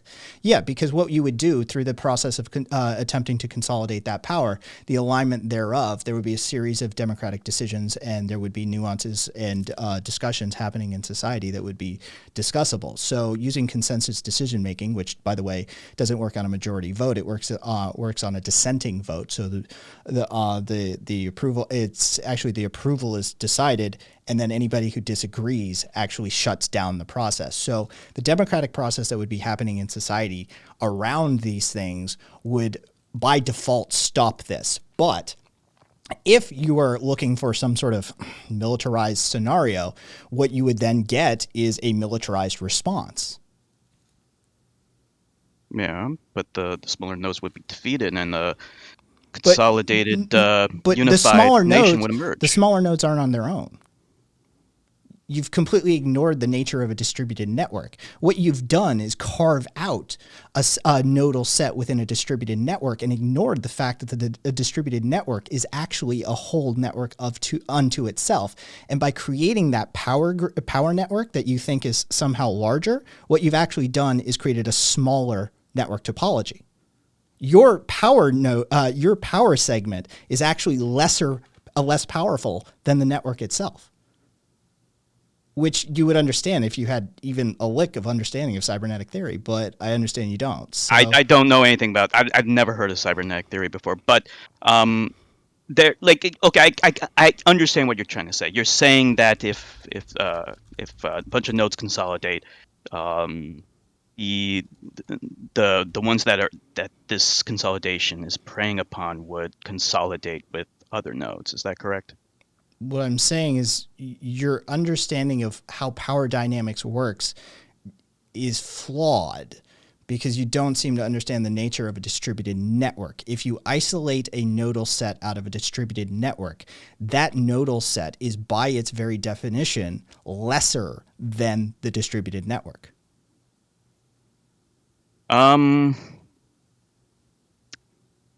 Not necessarily. I mean, you can have. That could be a scenario where. I'm sorry. If I have 100 nodes and you take 12 of them to create your power base, how is that lesser than? Okay, if you have 100 nodes but 75 consolidate, then it is greater. Yeah, but what you've just attempted to do is create a hypothetical scenario that is extraordinarily difficult to achieve. And you can look at actual information technology networks such as I2P to do your real world tests on whether you can do a 75% capture of a nodal network like that. And it's next to impossible. But it could happen over time, right? It's right. Nodes can consolidate over time. Well, if you use a temporal stretch, it becomes even more difficult because the further you stretch that over a temporal marker means the more time that the network has to adjust to the bad faith practices. It makes it even more difficult that way. But that's not what has happened in this country. You live in the United States, right? Yeah. Okay, so what happened in this country? We're not a distributed topology. We never have been. But consolidation happened, and it was whether it was distributed originally or not. The United States was not a cohesive, unified nation in its origins. In but its founding, it grew and eventually consolidated. No, in its founding, it most assuredly was centralized authority. They were colonies that, the 13 colonies. Excuse me? When we founded this country, right? Yes. Did we create a distributed government or did we create a centralized government? I believe it was either decentralized or centralized government. It was not a distributed system. That we can agree on. We've never experienced a distributed topology in this country. I agree with that. But depending on how you look at the conception of the Constitution and the federal government, one would effectively argue that maybe you could get a decentralized network out of this. And if you argue that it's a decentralized network, effectively it's still a decentralized network. Point to me the single power source, the single dictator, the single authoritarian through which all power flows in the United States. No, there is not. Okay, so the founding of this country and its current state is, topologically speaking, the exact same. I believe that originally, the people that lived in, for example, Virginia, they did not think of themselves as Americans. People that lived in New York did not think of themselves as Americans. They thought of themselves as New Yorkers, or people in Virginia. Mm-hmm. And that changed within 2 generations. So the point I'm just making is that they felt more segmented back then, and as time went on, that's because they had no American became more identity. Consolidated. They had no shared culture. They had no shared society. There was no American identity at that point. Yeah, that's the point I'm making. They were British. As time goes on, you do realize they were British. Like what we call a node can be anything, right? It could be a village, it could be a family, it could be a city. These nodes, what we call nodes, they can grow and consolidate and become just bigger nodes, right? And you do realize what that process looked like, right? From mercantilism to capitalism and the statist expansionist practices that embodied that? Go on. Okay, you don't. Okay. So basically that nodal set that you're pointing to, those sort of distributed, that distributed network of communities, smaller communities, agrarian society, and that sort of situation where they weren't wholly identifying as Americans, was largely ruled by a system we would call mercantilism at that point. The process of conversion to capitalism was largely a statist process that was helmed by the richest, whitest individuals throughout that society. But what they used was a statist power structure that was established by the very founders of this country. They didn't create it out of thin air. The statist apparatus that actually used government funding, that used government programs, that used the expansionist policy of the United States to bootstrap into the corporate methodology that you would recognize as tycoons and barons and steel magnates and the like, was all an extension of a system that had been embodied from day one of the founding of this country.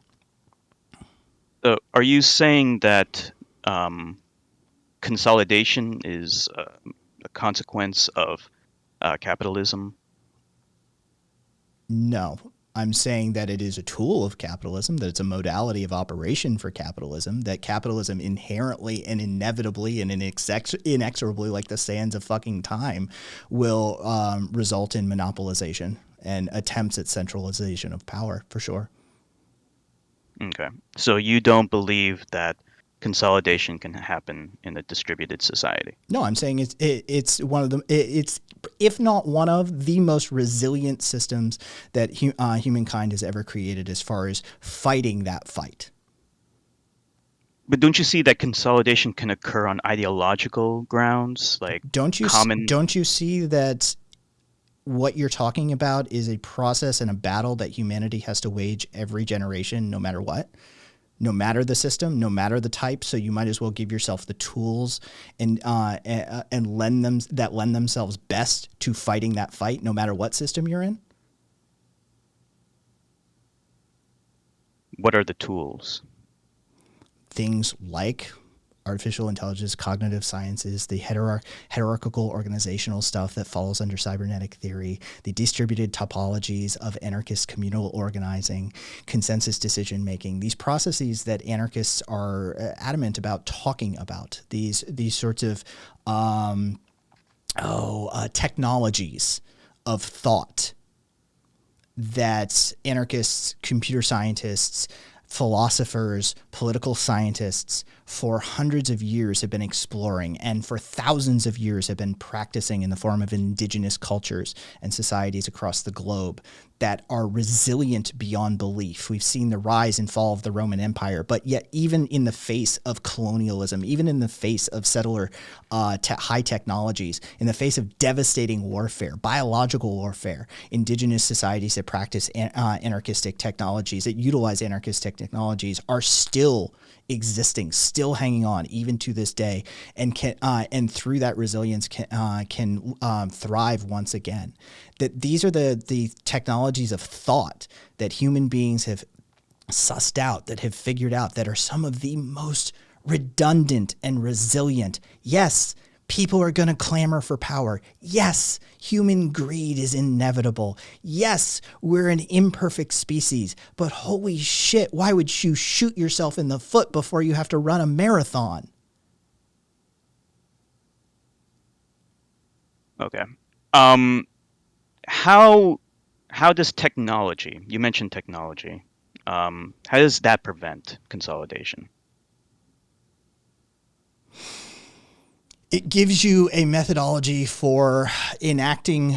It gives you a methodology for enacting and enabling tool sets that would otherwise be very difficult to disseminate information, and speeds and streamlines those techniques and methodologies of operating and organizing communities on a temporal spectrum. It allows it to be consolidated to a smaller temporal segment. So what used to take many moons, shall we say, just for a marker, many moons can now be done near instantaneously. So the advent and advantage of a lot of these like higher technologies born of the information age, which harken back to these technologies of thought and ideology and philosophy. These, like I keep mentioning cybernetic theory because it is an umbrella theory that affects and draws from a lot of these thoughts. And you have the neural networks are born, like neural networks that we understand, like machine learning as we understand today, are born of cybernetic theory, which are born of distributed networks, right? They're highly resilient. They're amazing technologies, but all of this technology is usable by anybody looking to apply or map this distributed topology onto society or onto culture or onto organizing or onto organizational structures.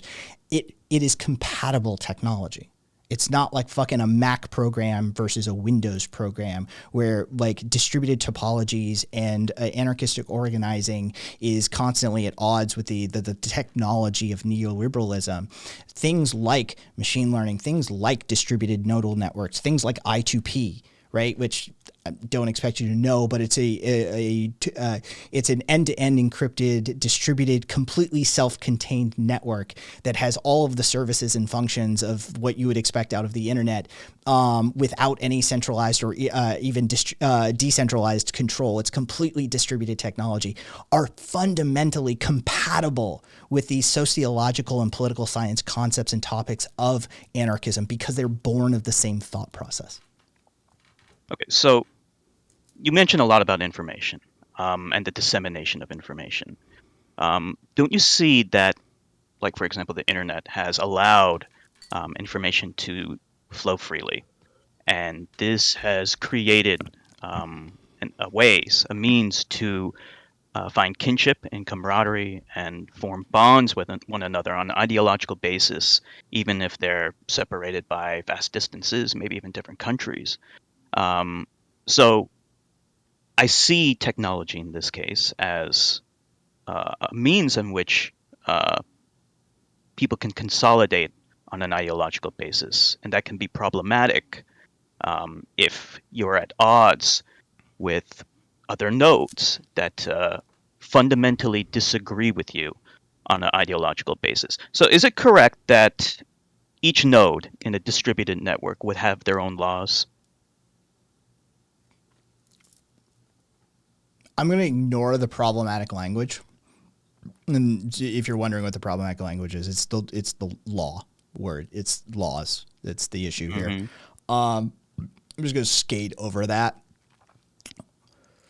No, I can't. What do you mean by laws? Rules that people have to abide by. Ethical. So the word you want is ethical framework. Well, there needs to be consequences to violating those rules. Okay. They have to be enforced by some agency. Okay. So is it true that each node would have its own? I don't know what you want to call it. I'll just call it laws. Is it true that each node would have their own laws? No. They would have the same laws? No. Wait a minute. You're saying they would neither have the same laws nor different laws? Are you familiar with the the terminology of where can I drill this down to? Affinity groups. I'm not familiar with that term. Okay. Are you familiar with how an anarchistic commune decides things? No, but I could guess how they could. I would love to hear you guess. I don't want to embarrass myself. Okay. But go ahead. So you are your own node. Your ethical framework can be informed by your environment. It can be informed by your biology, by your instinct, by your animalistic instinct. How you build your ethical framework is yours. It's up to you. What you choose to incorporate from the externalities or the internalities. You build it, fair play. But the affinity group that you align with is decided by a process that is very fluid. It's dynamic by its very nature. Maybe you don't agree with some tendencies of a social group that you are born into. Maybe you choose to move from that social group. Maybe you choose to influence that social group. But the decision-making process that you engage in with that nodal set, that affinity group that you find yourself surrounded by, can be either influenced or changed by a variety of mechanisms. Decision-making process, by the way, on an anarchist commune would use what we call consensus decision-making, which arriving at a consensus is an entirely different process that most people have never even experienced. It isn't democratic. It's quite a spectacular process to bear witness to. How is a consensus different from popular vote? Everybody agrees, and the vote it happens on who disagrees. So, okay, everyone agrees and the vote happens on, excuse me? You vote for disagreement. You vote for disagreement. Uh-huh. Can you give me an example? Sure. It doesn't really matter. We're going to do a crop rotation in the backfield. And there is 3 positions that have been put forth that hold water that we've been kicking around as a group. We've been talking about as, we'll say 100 people, right? Let's keep the math simple, right?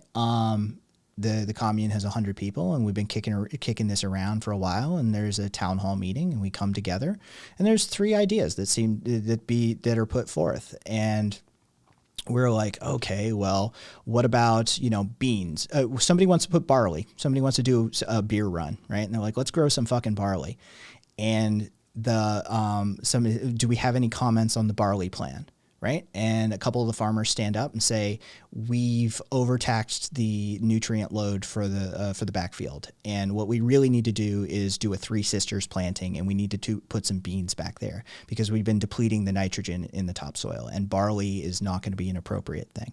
And there's the science to back it up. Here's some of the testing. Here's what we have to say. All right, let's vote on the barley plan, right? Does anybody have a disagreement? Does anybody say no? A bunch of people say no. All right, the barley plan doesn't seem to be moving forward at this point. We've got 2 other plans on the table that potentially hold water. The Three Sisters argument seems to hold a lot of water.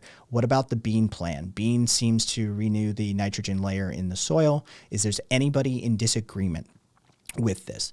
And the guy who wanted to brew some beer says, I disagree because I want to brew some beer.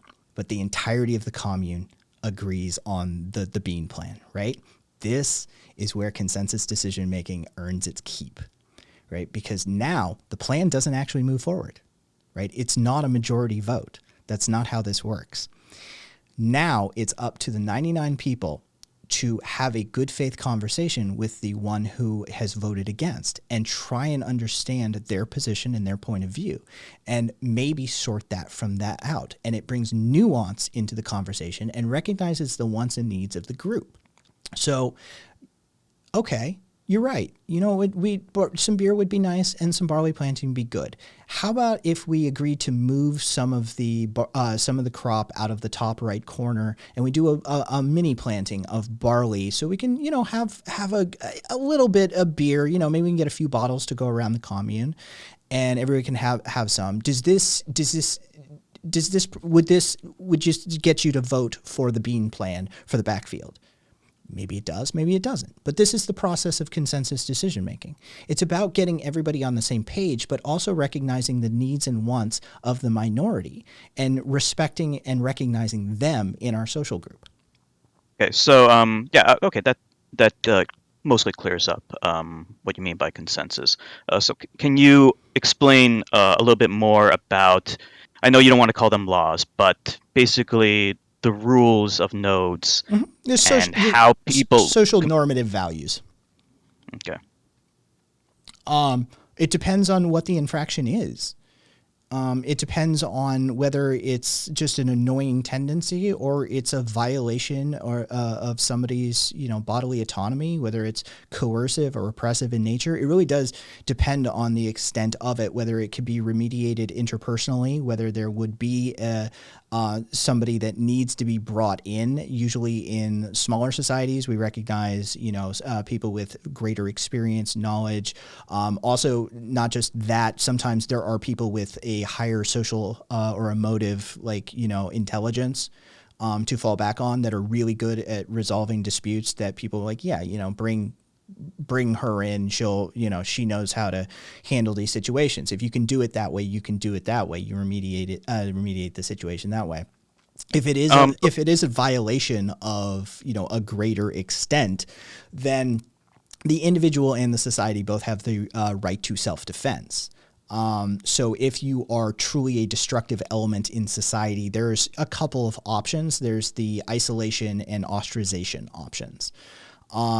It depends on the tonality of your society. It's the tonality of your affinity group as to which decision they choose. If we're talking about literally a lived-in community, the ostracization option is tended not to be used just because anarchists recognize the fundamental needs of an individual and they don't want to do them harm even though they may have done harm to the society or to an individual. And they usually use the isolation tactic, which is the closest thing I can compare it to is like a Norwegian jail, if you're familiar with what a Norwegian jail looks like, right? It's basically a college dorm with access to all of the best education and counseling and that sort of thing. And it's an attempt to understand where this individual is coming from, what is the source of the potentially malignant behavior, and can it be rectified within the social group?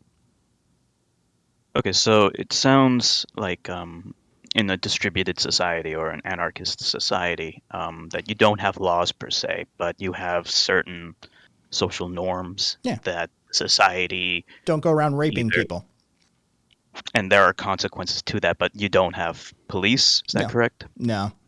Not in any concept that a standard, like if speaking to somebody from, you know, like developed nation, if I use the word cop, like, you know, it's invoking a mental image that you can't possibly get the idea across. No, there's no cops.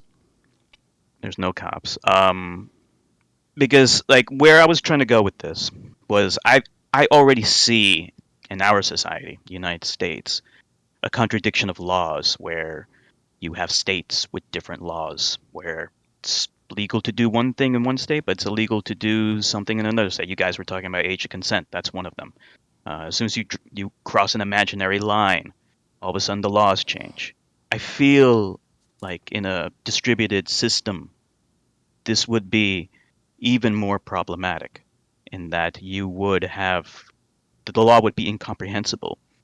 You wouldn't know. Like in our society, like wearing a bikini on some beaches is apparently illegal. You know, you get what I'm saying? Yeah, except that wouldn't be possible in an anarchist society.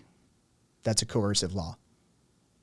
Yeah, because you have no laws. But then we get into issues of like, okay, what about like abortion? You know, in Texas, they're trying to, outlaw abortion. They're trying to do everything they can to restrict a woman's right to choose. Anarchists are fundamentally pro-choice.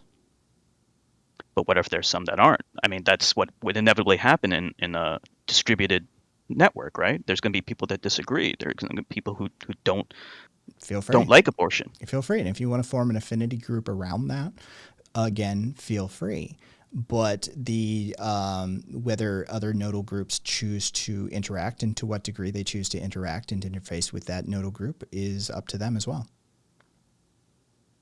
So you're okay with certain nodes basically outlawing abortion? Let me inform you, as I have to educate many people. I'm an anarchist, right? Like what that means is that my job is 51% education, 49% direct action, right? 51% of my job is educating. Once I get you or anybody to understand these concepts, to take on board these technologies, these intellectual technologies, right? It's out of my hands. Because once you truly embrace the concept and the idea of autonomy with a lack of authoritarianism, there is no project of projects for anarchists.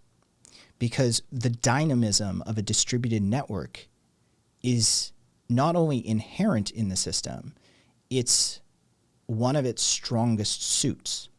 So there will inevitably be affinity groups that I would find unacceptable within my own personal ethical framework. And whether I choose to interact with them, to what degree I find compromising my own ethical framework to interact with them, if there's a necessity to, is up for me and my affinity groups or chosen affinity groups to figure out as that situation occurs. That's the nature of it. But isn't that just how we're doing it right now? Like, couldn't we just say, well, if you don't like the lack of access to abortion, you can just move out of Texas? Except like, how's that any different? Except you can't. And that's a red herring if there ever was. You completely ignore the coercive elements of poverty and capitalism within that statement.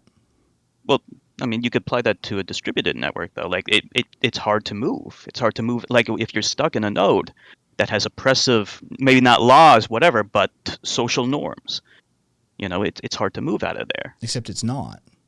Because the other nodes would be addressing the fundamental, like, let's just use Marxian terminology, the material needs as well, right? It's not fundamentally difficult to move under an anarchist distributed network. It's quite simple. I don't know. Maybe not. Anyway, that's pretty much all I had to say. But I appreciate you having a conversation with me. Okay. All right.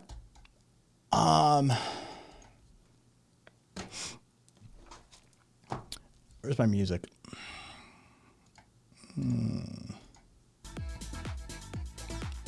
Is that? Oh, it's still downloading. You've got a daiquiri ready. Good on you. Good on you, Bobby.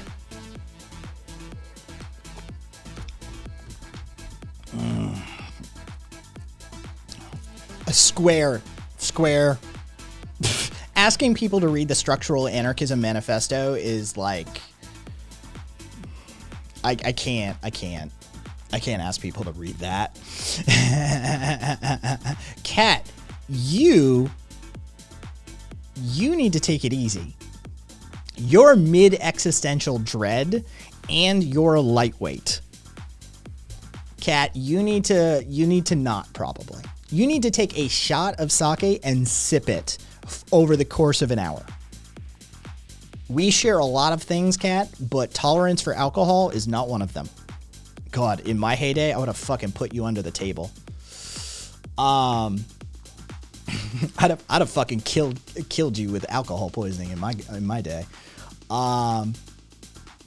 Wait, what was that? Oh, Mo, fucking Mo, Cupcake. What'd you do? What'd you do?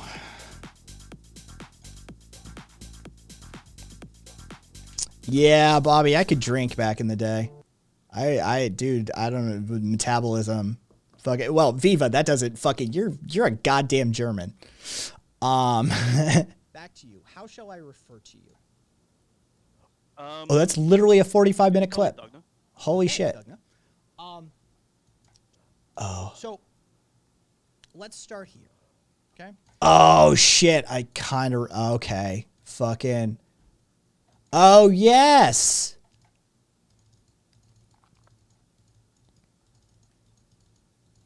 Oh yes. Thugna.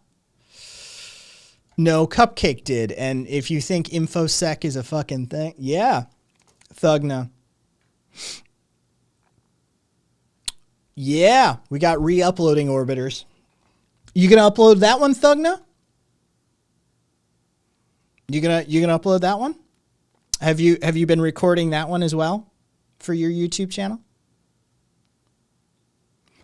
Oh,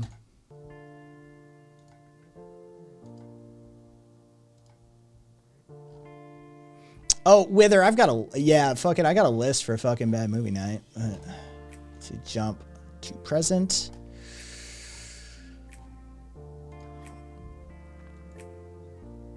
Oh, look at chaotic mess. What am I looking at? Oh, jeez. Karina's drinking. Karina's gonna get fucking white girl trashed.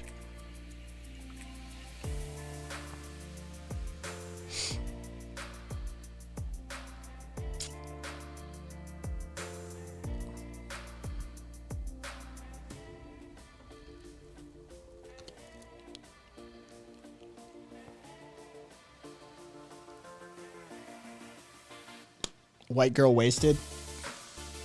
Bobby, regional differences in language.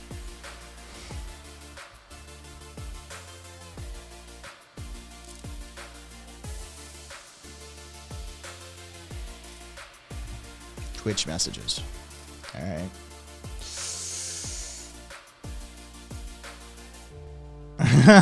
Thank you, Wither. Yeah, it happens occasionally, but yeah. Yeah, it does, Wither. I thought you may like the meme I'm looking at. Oh my god, somebody's proposing.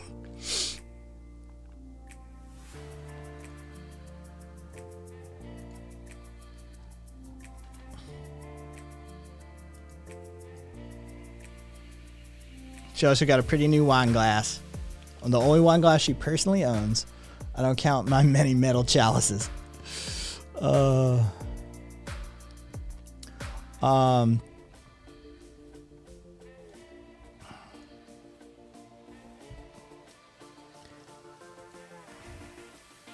You completely missed the point, don't you, Thugna? You still don't get it. Man, you need to take a couple of philosophy classes, an ethics class, a history class. You just don't seem to get it. Yeah, of course we're not gonna fucking DMCA you. It's not that's not the point they're trying to make, Thugna. It's not the point.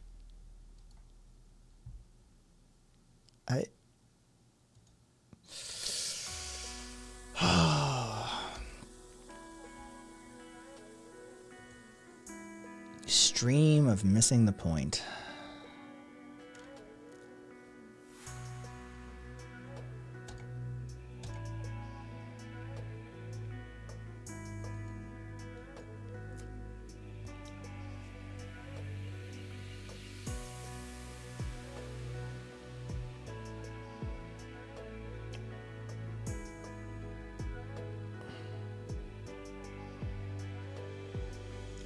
I'll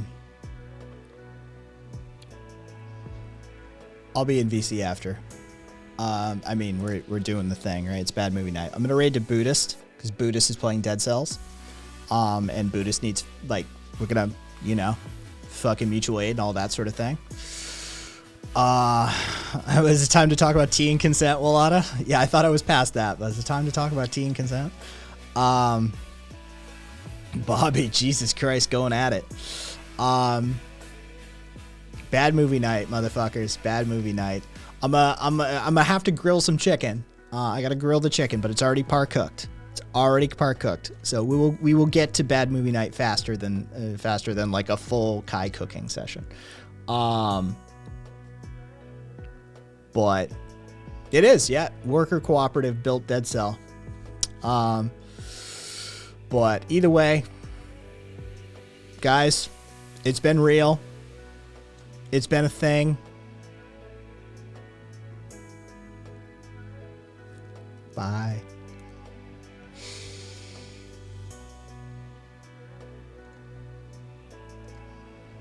Jesus, I